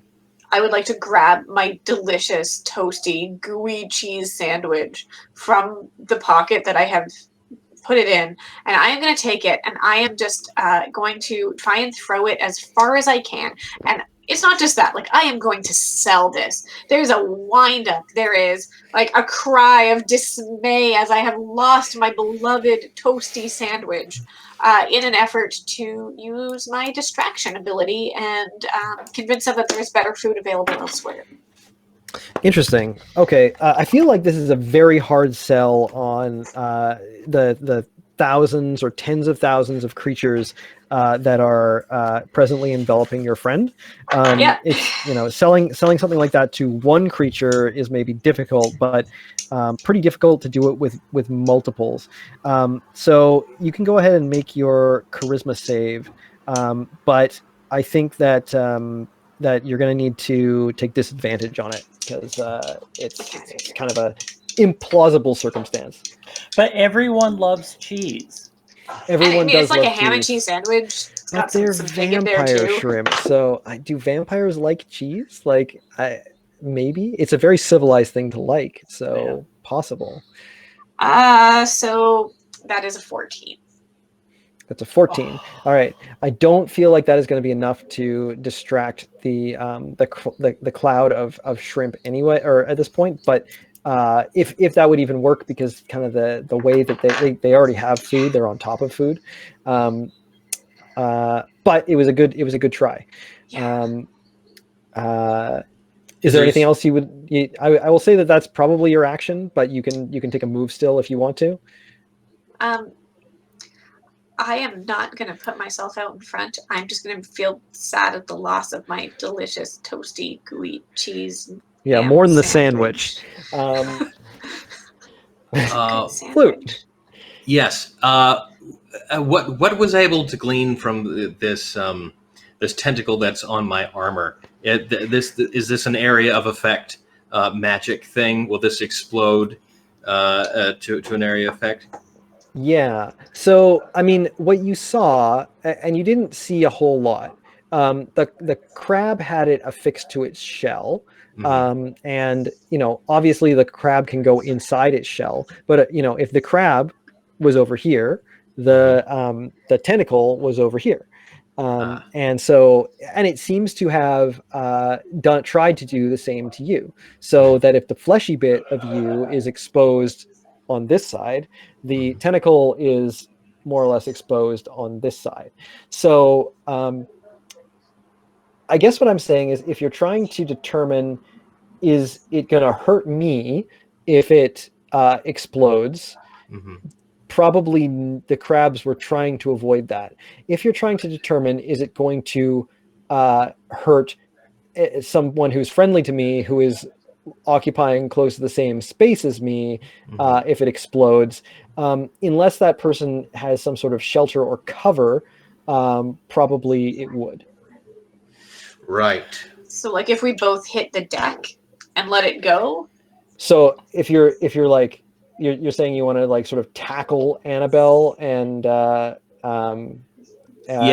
I kind of want to dash in pick up Annabelle and self-detonate and sort of put my body in front of her and let that thing on my back explode and get those vampiric shrimp. Okay. I'm just picturing it as like affixed to the butt of your armor, so you basically have an anemone tail. Yeah. Okay. I like that. I like that mental image. I think that's good. That's probably, frankly, I think that if the crab was going to try and find a place that would be as far away from your gooey bits as possible, that's probably what it would have chosen. Not knowing anything about human anatomy, I mean, it's a crab. Okay, so you dash in, you're just like, Annabelle incoming or something along those lines. Tackle Annabelle down to the ground. I think that this is going to work. Your body is going to shield Annabelle from the awful shrimpy badness, and the tentacle on your back is just going to go. And sorry, which color did you get on your back? I don't know. I thought you would know. I was never told. I was wondering too. That the crab gave you a selection. So I'm going to say retroactively, go ahead and decide whether you want fire, water, poison, or whatever the green one was. Oh, is the water super hot? It was a fireball made of water, but mostly in terms of like pressure and displacement of energy. Okay, well let's do the fire then. Let's broil those shrimp. Let's get them super hot.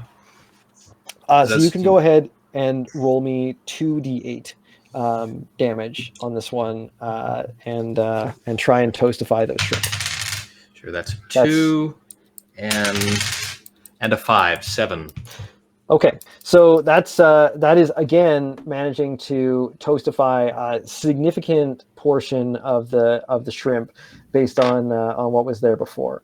So you've got an improved situation, but there is still definitely a small cloud of shrimp. One thing that is advantageous about your now present situation, however, is that your body is effectively shielding Annabelle's body from the ingress of additional shrimp. So as the remaining cloud swoops down to try and cling to any sort of exposed flesh that it can get to or crawl under the armor of, it is not actually going to go for Annabelle because you are effectively covering her entire body. Flute's pretty big, right? Like Flute's able to mostly shield Annabelle in this case. No, canonically Flute is tiny. Annabelle's tiny short, stature. Annabelle's short. Dude, you're definitely on top, and that's kind of what they're going for, right? If they're making the drive-by, they're gonna go for that. Sure. So the just by enveloping you, Flute, they're going to do an additional 8 points of damage. But this is another situation because of the abstraction of it all, that if you want your armor to take that hit, you probably can. That is exactly what I would like to do, Jer. So now right. I've got qualities down to 3. And that takes us to the next round. So for this next round, let's roll initiative. Annabelle, you got the most on the line. Maybe you should roll it. I can't do anything, but I'll you can't, but you're still alive. So a 6. Hey, that's pretty good. So she wants to live. Yeah, 3 of you get to act, even though it's really just the 2 of you acting because Annabelle is disabled. Mm-hmm.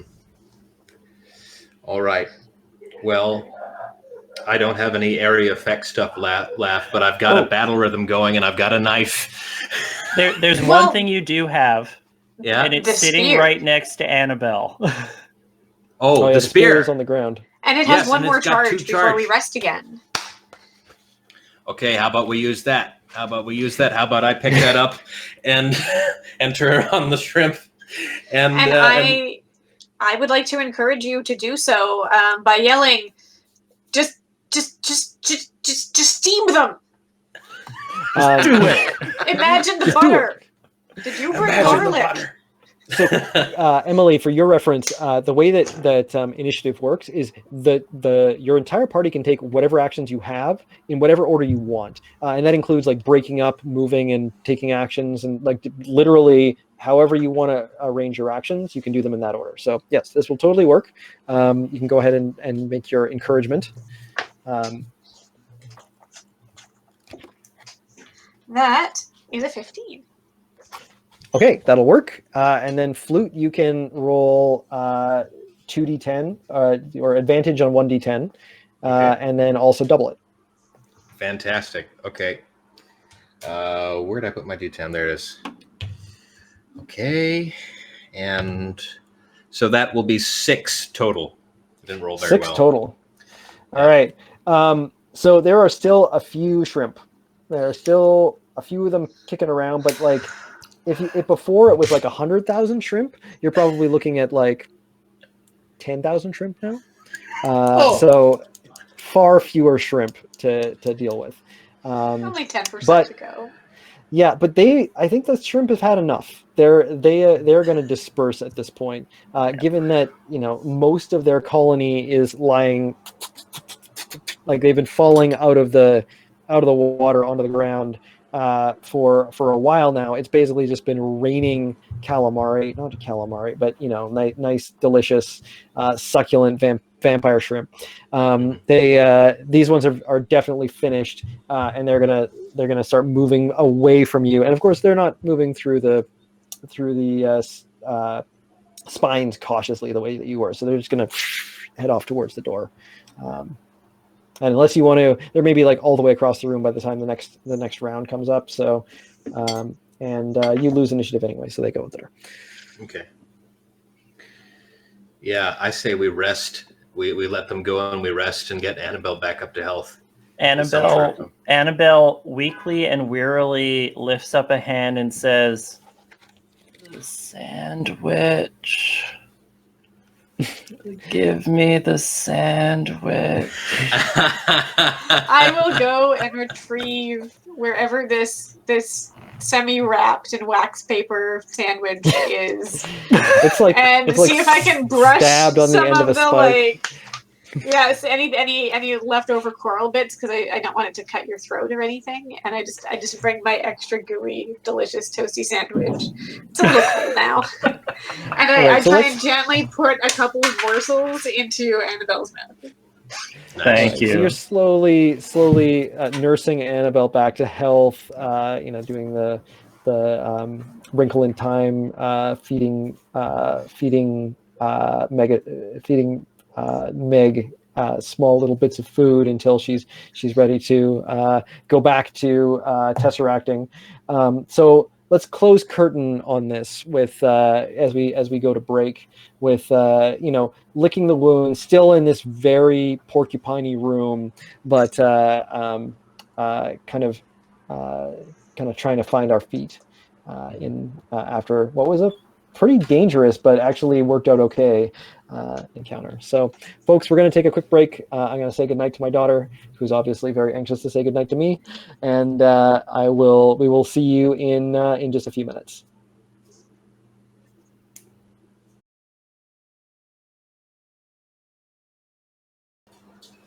And we are back. Welcome back from that very brief break.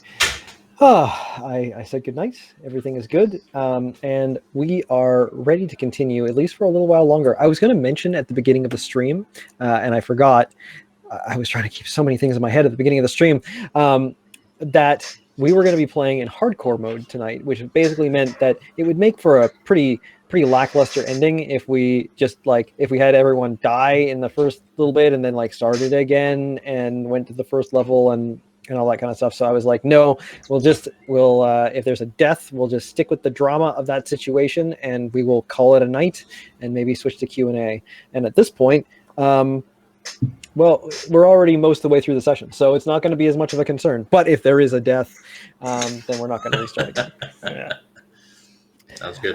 So So yeah, you have after that last very scary encounter, a couple of things. You have Annabelle being nursed back to health very slowly but effectively. I think that this is going to work. Obviously, just resting and eating is a good way to gain health back. So that's very nice. Flute, your armor has definitely seen better days. Not only has it got this whole new sort of abraded surface all over the back of it now, double abraded, right? Because it had the an enemy applied and then got abraded by the shrimp multiple times, like really harsh sandpapered off and like little shrimp teeth marks all over it. You also have this like really quite embarrassing scorch mark like that starts on your ass and moves like up and down your suit of armor from there. So maybe that's one. I think of generations to come that are hanging this piece of armor above the fireplace and just see the ass blown out and, and nibbled all over and just the stories people will tell. He was a true hero. He was, yeah. Beautiful. Mm-hmm. I'm touched by it.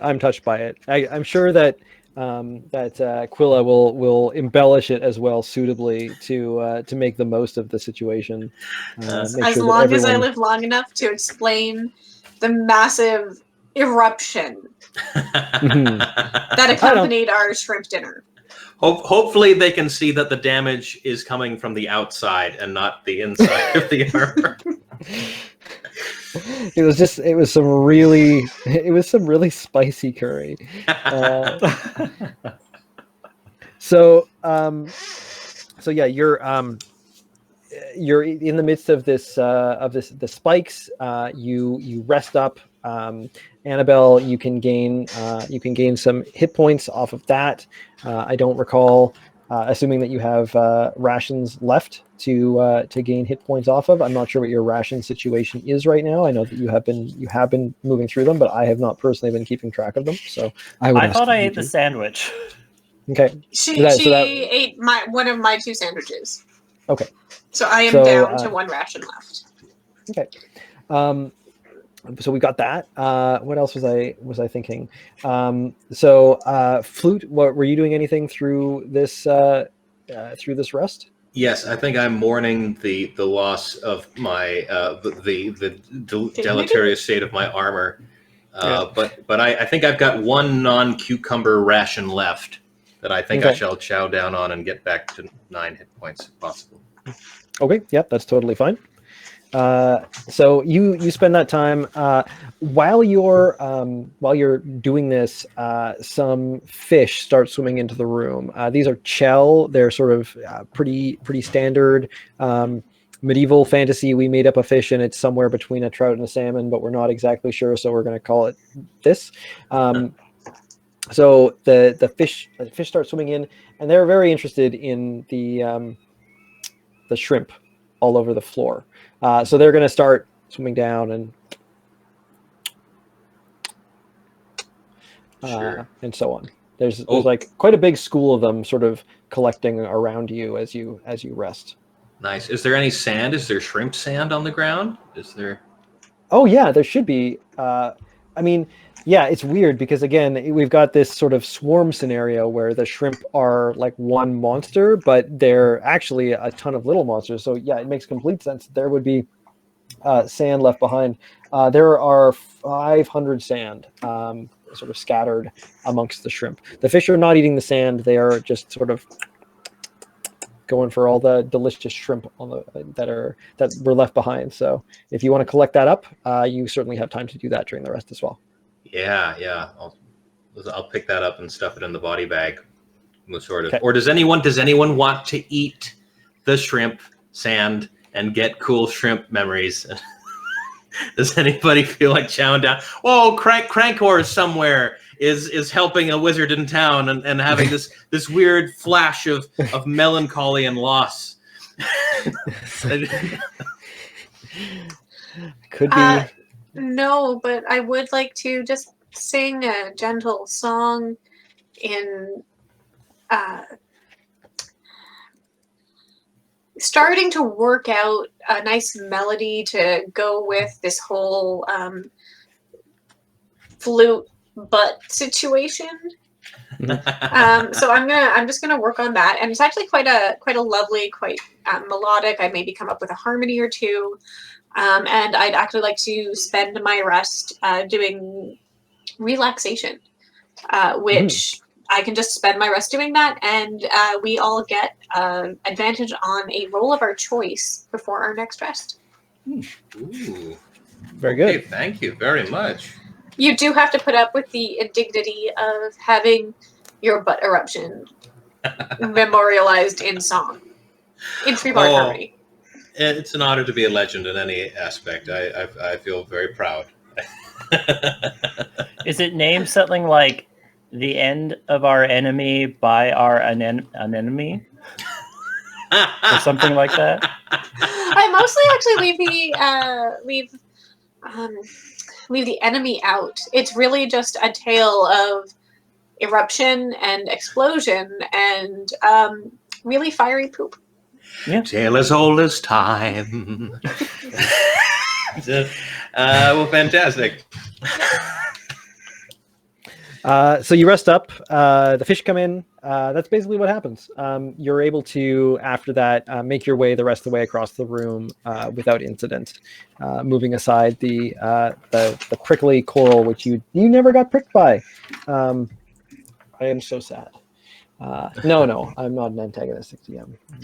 I'm a very fair GM who is using a very unfair rule system to kill you all the time. So...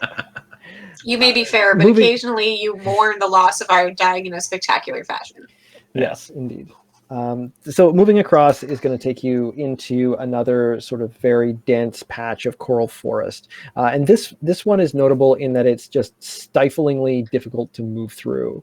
And that's causing, it makes it so that you have to move very slowly to sort of move through it. Not in the case of the previous one to avoid getting poked, but maybe a little bit of that. But in this case, just mostly because it's really difficult to find your way through, and you have to clamber your way over some parts and kind of squeeze under through some slimy parts, and it's tough.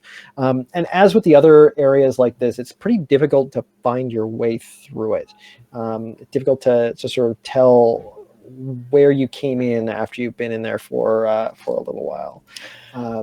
Can Annabelle try using that secret seeker ability the same way she did before and failed, to try and like get a general layout of the room and like where the exits are? I think that you can use one to try and find sort of a path that maybe other creatures have moved through. That seems like it's reasonable to me. So go ahead and make your intellect save for that. All right. That is a 22. Okay. So you can pretty quickly as you move through be like, oh, okay, it seems like something relatively heavy with kind of a lot of tentacles or something has moved through here, dragging maybe like a big shell covered body that would have left sort of a trail through the through the coral, and that's something that you might be able to follow. Should we follow that, guys? It sounds like maybe another psychedelic octopus. Right. Psychedelic octopus levitated. It didn't actually crawl on the ground. So Okay. So my first instinct, knowing the potential size of said creature, is no. Followed by maybe. I mean, Yeah. we hope it found a way out.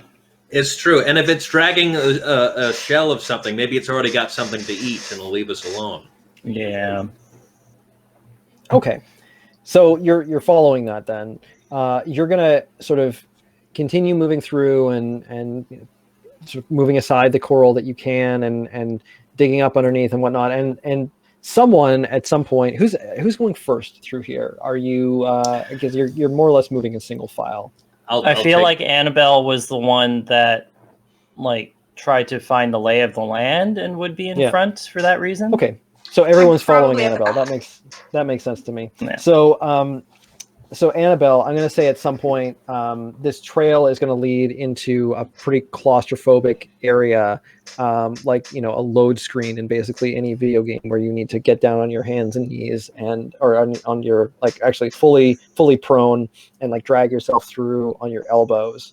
And you're going to sort of continue moving through here and get to a point where you're just coming out and seeing air, and you're going to see a big creature with a lot of tentacles and sort of a slimy aspect about it, and kind of a shell-like carapace behind it.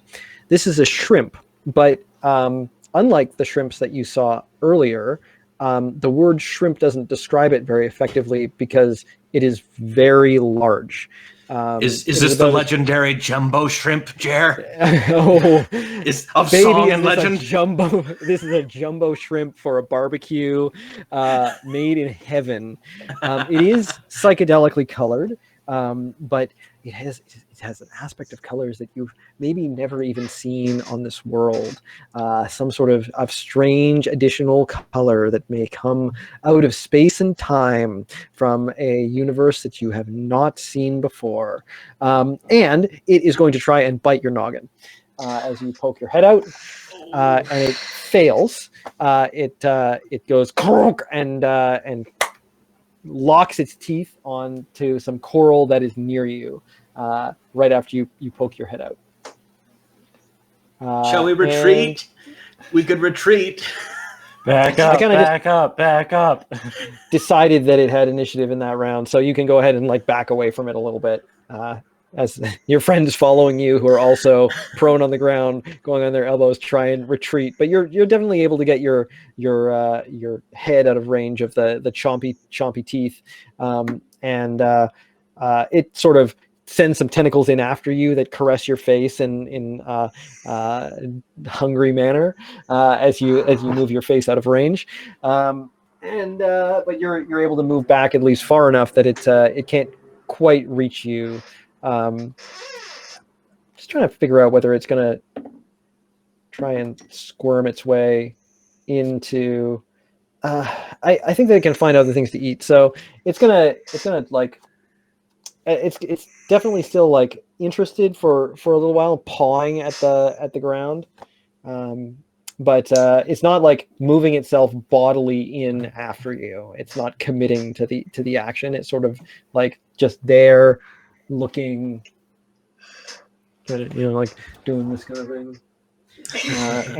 Trying to. Jer, what you did was you just closed your eye and put it up to the camera. I closed the wrong eye. It's difficult to tell where the camera is exactly. There's like a light there, and so yeah, you got the. So you all remember when I said no?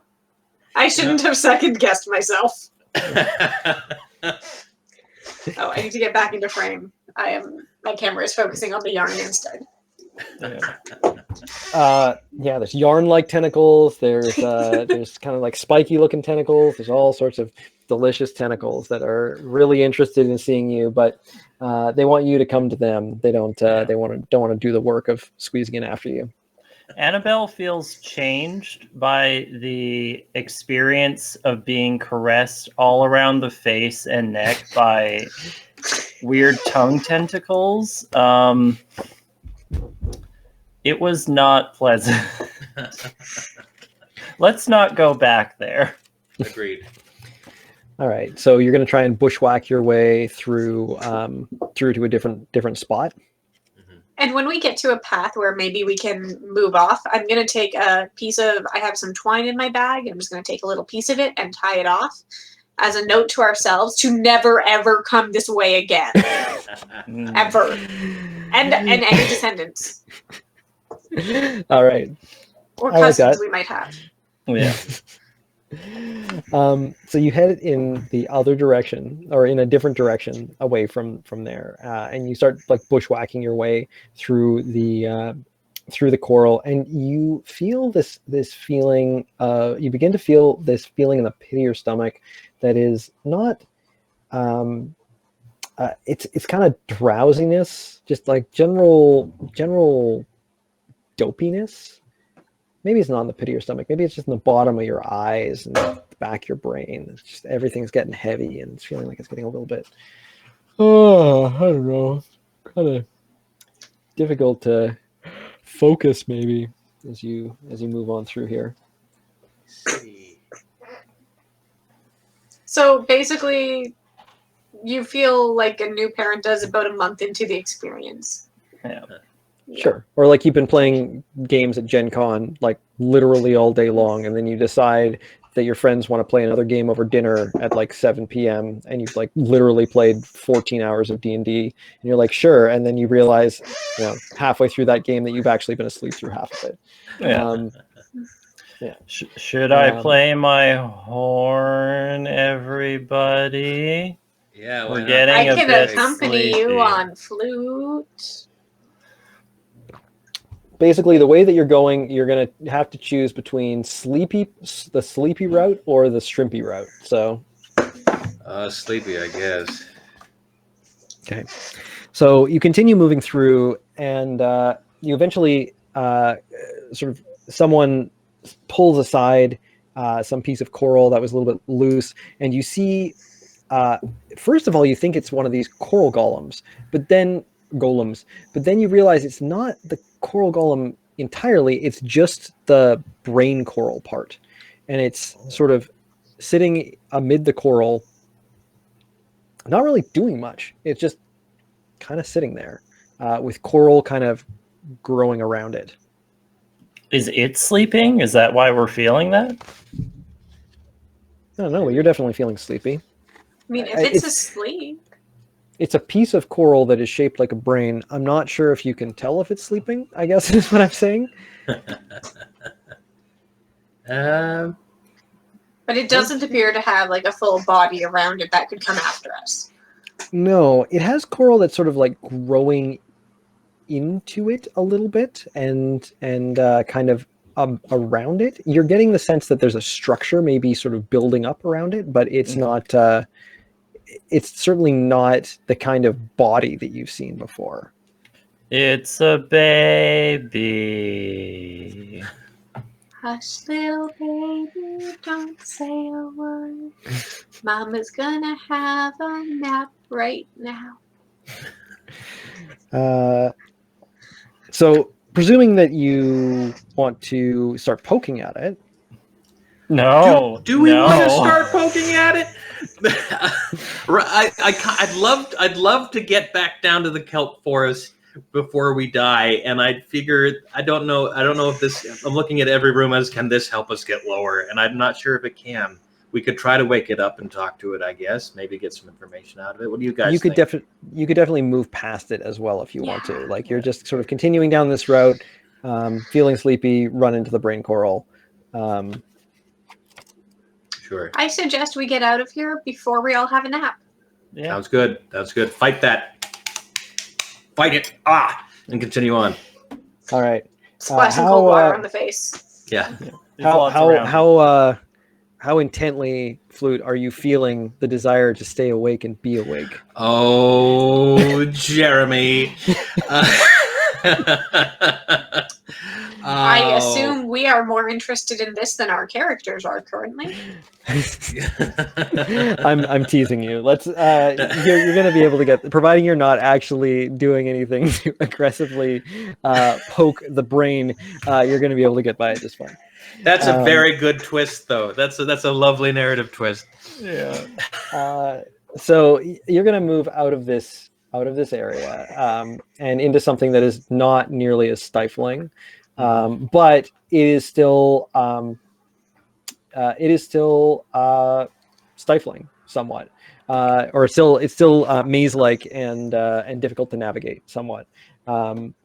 So it's more forest, but not as dense a forest as it was, and there is something making a lot of noise in here. In fact, the coral itself is shaking, and it seems like there's bits of it flying off. There's debris, like broken off bits of coral, moving through the general moving through the water on the floor, yeah, something is making a lot of like banging sounds and clunking sounds, and there's like the sound of very hard things and metal bashing into each other over and over again. The only metal thing that we've encountered so far is the friendly octopi. Yes, Joni might be back. Mm-hmm. I miss Joni. Yeah. You can't really see through all this coral very well, though, so you're going to have to move. It's definitely these noises are coming from the center of the room-ish. So if you wanted to sort of skirt around the outsides, you could probably do that, or you could sort of head into the center and see what's up. Skirting around the outside seems good. If we could do some reconnaissance that way. Yeah.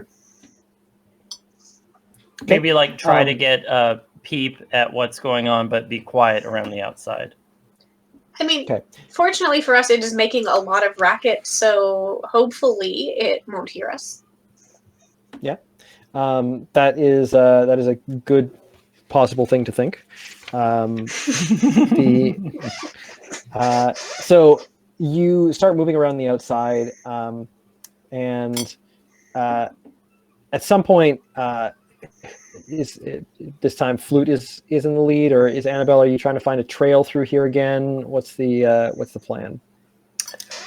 I could if we want to.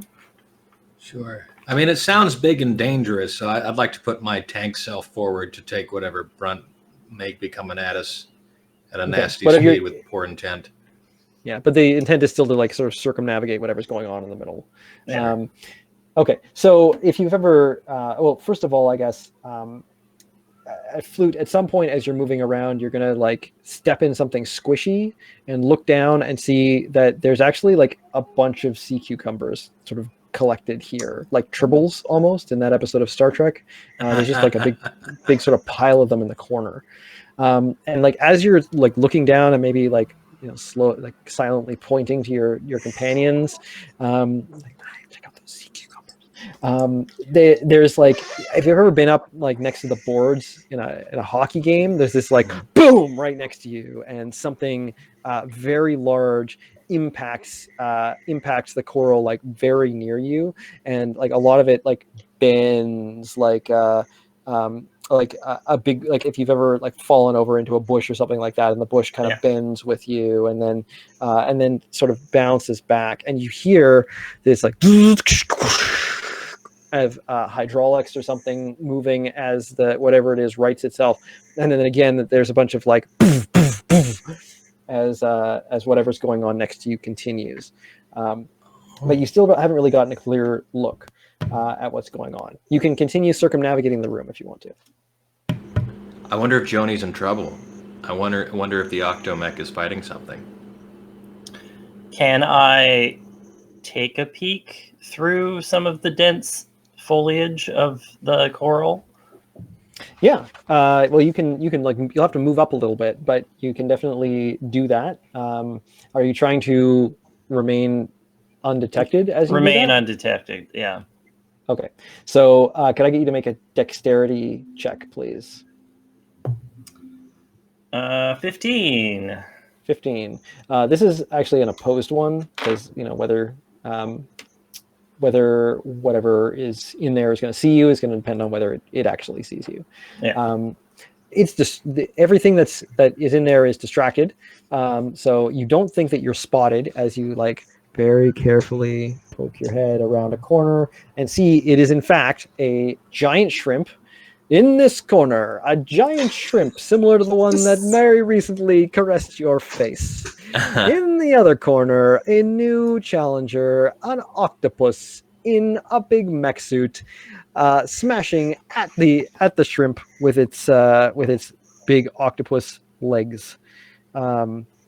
So yeah, the two of them are involved in some sort of knockdown drag out that has knocked over a bunch of coral stuff nearby.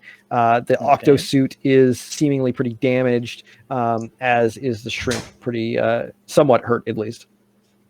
I have a question. What is the octopus saying?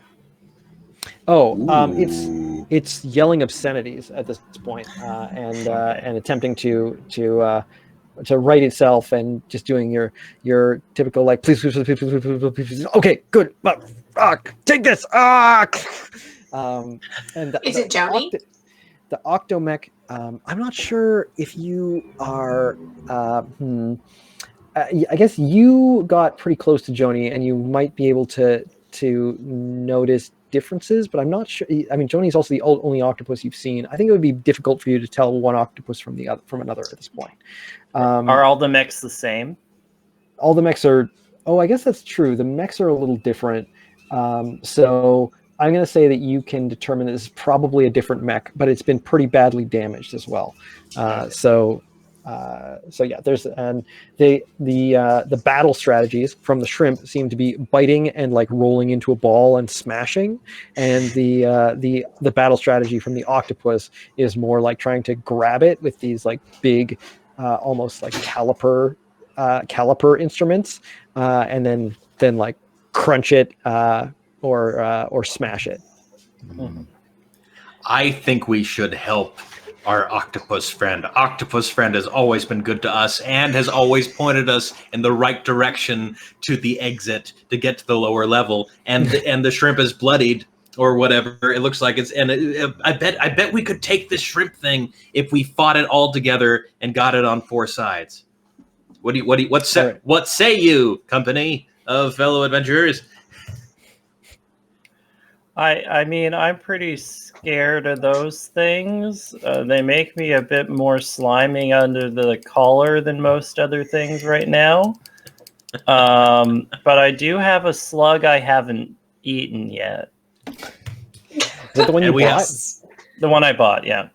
So and we have this kick-ass spear. I think we got a chance. We have a chance to really do some damage. I mean, I can sing it a song. Great. At the very least, it might not attack us. Might just keep attacking the mech. Yeah, there you go. All right. So why don't we enter initiative? I'm going to say that for the first round, you just win initiative because neither of the other participants in combat know that you're there. Yeah. So go ahead and tell me what you want to do. Is that the plan? Use spear, sing song, and eat slug? I think in the order, maybe Annabelle should eat the slug first because we don't know what it does, and it might influence what the other 2 people do. All right, so Annabelle's going to eat the slug first? Yeah, that is the gray slug with pink bumps. Yeah, so you eat it, slides down your throat, and you fall asleep.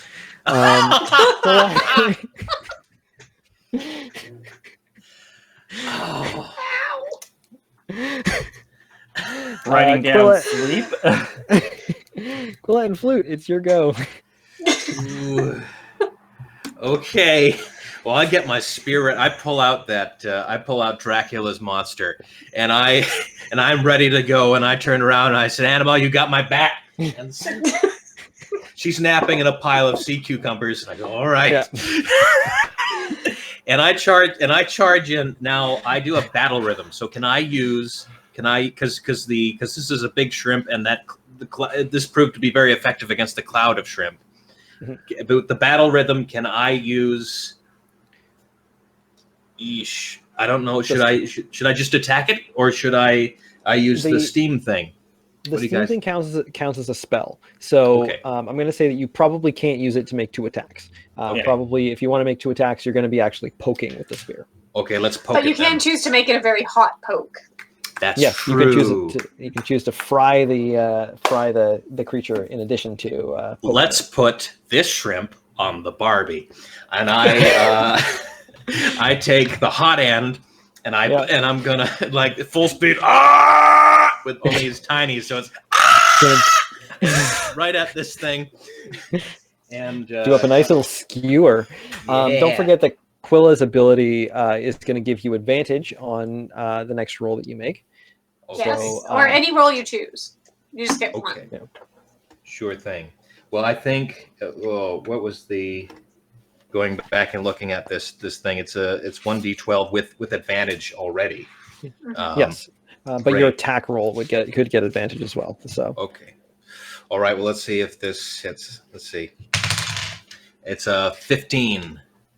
okay, a 15 on the shrimp is so you jam the spear into its like the cartilage, its like shell thing that goes over its body. I don't know if that's technically cartilage, but you know what I'm talking about. Sure. Yeah. And it seems like the spear kind of glances off, and so you're like you give it that one last like in frustration, and it just pokes right into the shrimp in a very satisfying way, and steam and again delicious smells start coming out of it.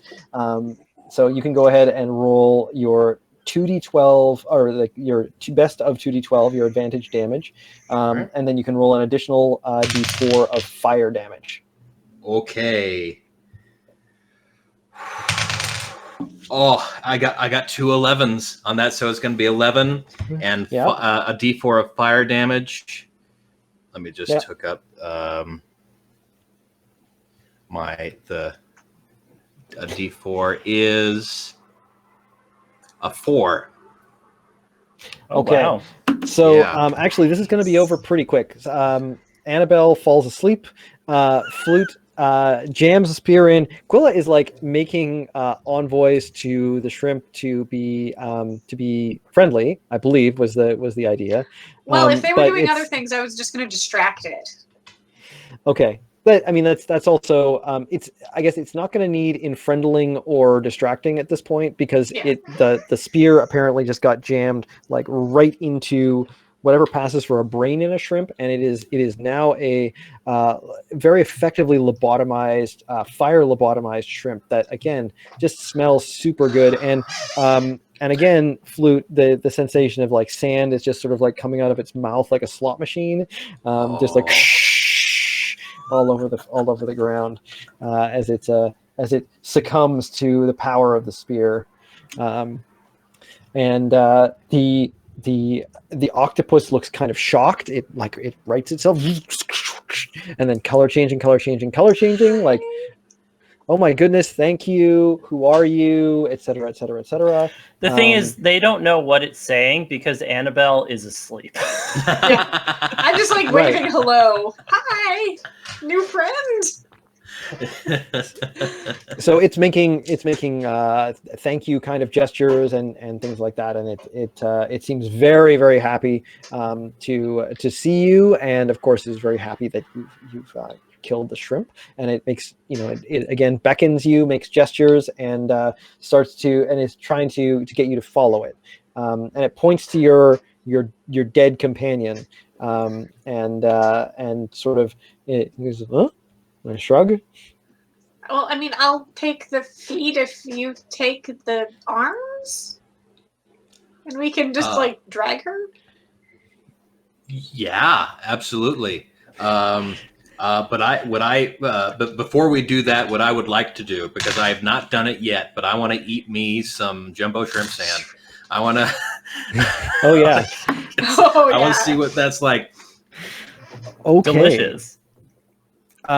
So you have this sensation of floating through the waves. You have this whole lifespan that plays out in front of you that is actually like hundreds of years long. I figured that these shrimp are just kind of like spiders, like they just keep growing and growing and growing and growing, and this one's just grown, pardon me, to an absolutely spectacular size over the course of like potentially a century, and so it's lived a pretty like boring life of a mostly bottom feeding creature for a lot of that, and then it's like slowly you like get the sensation of like, okay, then you started eating shellfish and crabs, and that got very exciting, and then like you have the really actually satisfying sensation of like eating one of those entire dolphin people, just like having it all like wrapping your tentacles around it and like pulling it right down into your eyes,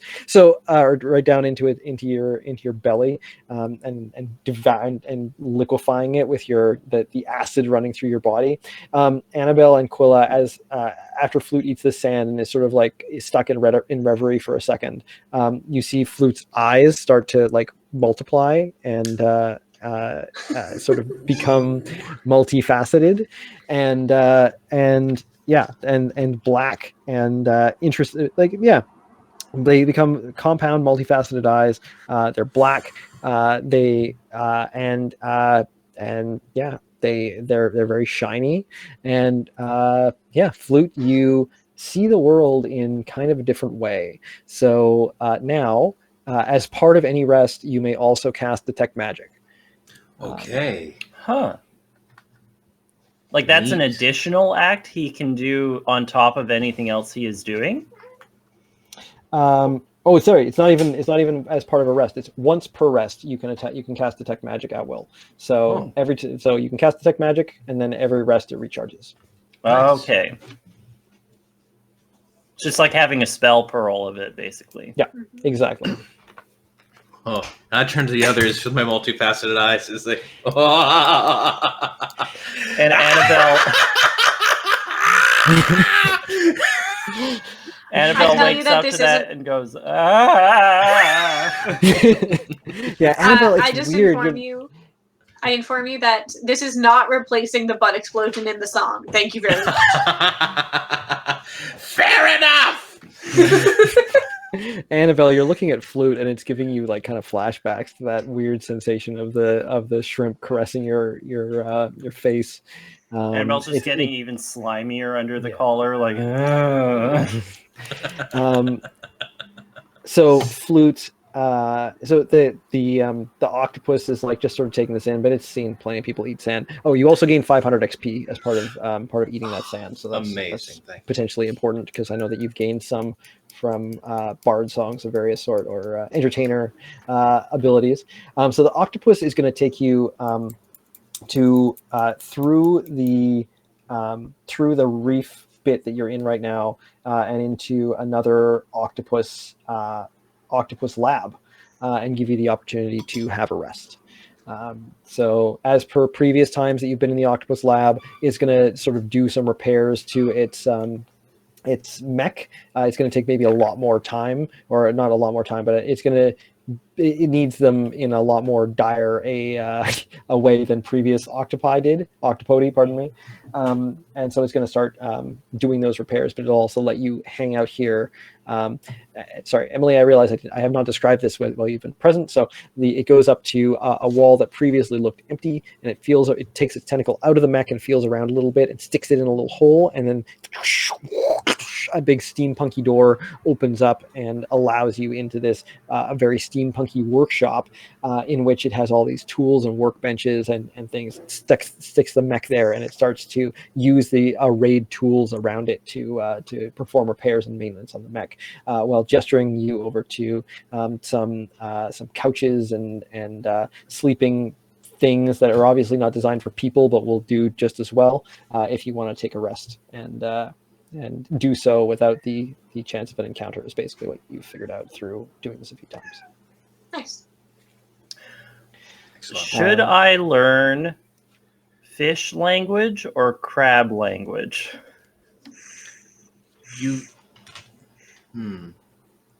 Good question. Or you could learn how to speak octopus, and then we could ask the octopus where to go as an alternate.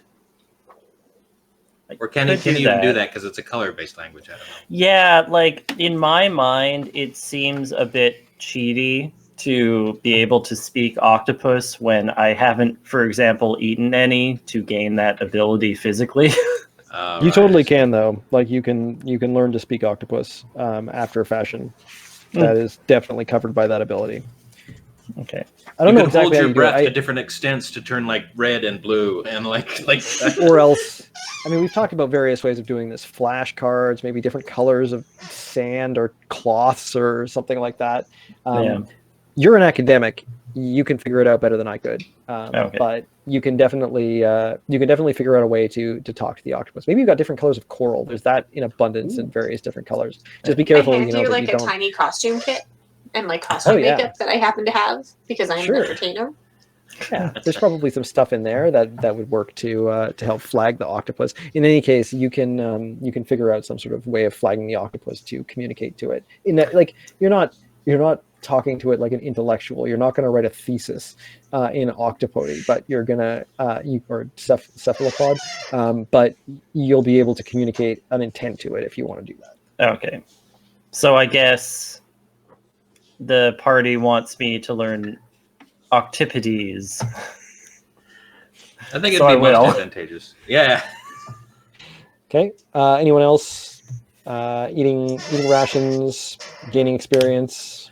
I was We've got very little definitely going time, to do so- oral history again and just get everyone some extra XP and another story of my very, very boring family told in a exciting and dramatic fashion. I like it. Maybe I actually tell you the story behind the lullaby that I was trying to sing to this golem. Oh, Golem. that's good. Is there? Yeah, Is play that a that good story? I mean, it's more or less the story I told you, but yeah, you it already probably told the has more story, yeah. detail. Cool. Flute, do you want to do anything Maybe an in this interpretive time? dance. Sure. I don't have any special rest skills, so I guess I'll just forage for food. I'll raid this octopus's garden and see what sort of vegetables he's got grown with his permission, or his or I don't want to assume with their consent. Yeah, I think the octopus will let you get into some. You're looking around, and it figures out pretty quickly that you're looking for food, and it'll give you a ration for doing that. Okay, so at the end of your rest period, after conveniently enough time for you to have one rest, what usually happens is going to happen. The octopus room is going to need to close and decontaminate. So the octopus tells you, "I'm going to need you to leave the room so that it can decontaminate itself." So it gestures at the door and it walks out itself. And sort of asks you to remove yourself, and you can feel, Quilla, that the room is starting to slowly fill up with water. So it's looking to kind of get you out the airlock so that the dishwasher can do its cleaning cycle. Yeah. I am now picturing this whole process as it basically making the announcements that a subway would. Like, we have reached the destination. Please leave the car in an orderly fashion and don't block the door. I think that's a good interpretation. That's what I'm going to go with now. You have arrived. And now we will leave. Does he know? Do they know which way to go, though? Annabelle, are you asking the octopus where to go? Yes. Okay. What did you settle on for your communication mechanism with the octopus? I think you should be able to decide that. Were we going for stuff from Quilla's acting kit or coral? I think a collection of coral and any colors that are not represented by the coral, I paint onto the coral. Okay. Yeah, with stage makeup and other various things. That sounds good. Grease paint, the cause of the fire. This is not a fast means of communication, because for you it's like, you've got all the coral in a bag and you're sort of like pulling out a piece of it and then putting it away and then pulling out a different piece and putting it away, and the octopus is like,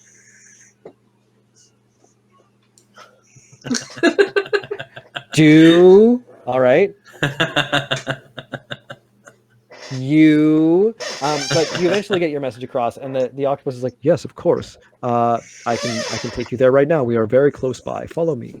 And it takes you. So you are in one of those sort of like mired briar patches that you've been in so many times.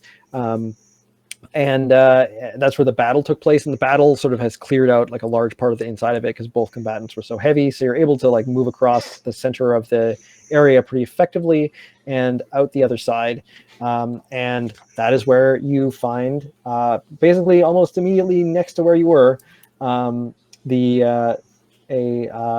clearing with a spiral staircase going down.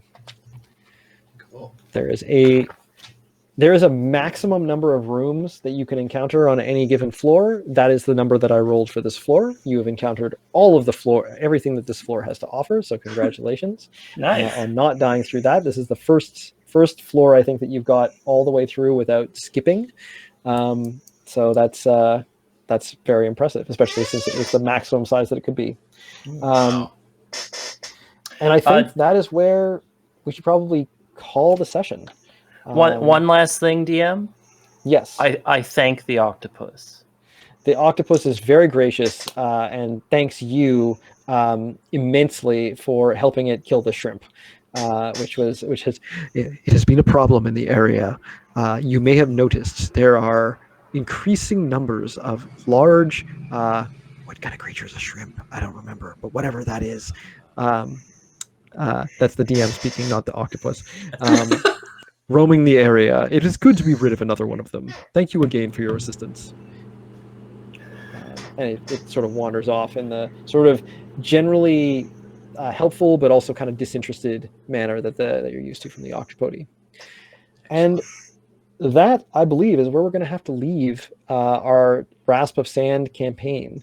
You have conquered the second floor quite decisively, and if we decide that we want to pick this up again, if we have like a hole that needs to be filled or something like that, and we want to come back to this, we have a great starting point on the third floor with this round of characters.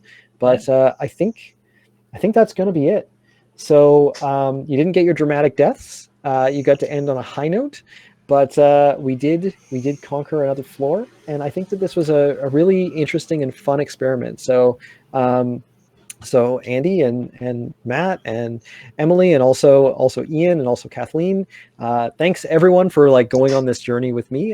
This has been a really fun and interesting journey. And folks who've been watching, thank you for watching. I hope you've enjoyed this. We'd obviously love to hear your opinions about whether you want more content like this or not. That's also a totally fine and valid opinion to have. Make sure just to let us know, because that's always super helpful in planning what comes up next. I think that is going to do it for Rasp of Sand. Also, I've already been contacted by at least one person who is running this themselves now and wanted some DM advice. Absolutely, GU1Duck on Twitter. Hit me up. Let me know if you're running it and you want some info on the things I learned about running it. There are quite a few. Happy to dispense that knowledge as well. And if anyone else has anything else they want to say. Jared, thank you so much for running this. You've been a great DM, and this was a lot of fun. Thank you. Awesome. Thank you, Andy. It's been my pleasure. Absolutely. I now have a new appreciation for octopi. They're our friends, and we should not eat them. Agreed. Yeah, they're beautiful and wonderful creatures. Absolutely. I was very fond of One of You Cluelit. But thank you very much for having me, and thank you all for having me to join you this evening. It's been an absolute blast. Yeah, hopefully we see you lots of times again, Emily, because it was really great to have you tonight. Thank you. Awesome. Thanks, folks. We'll see you next time.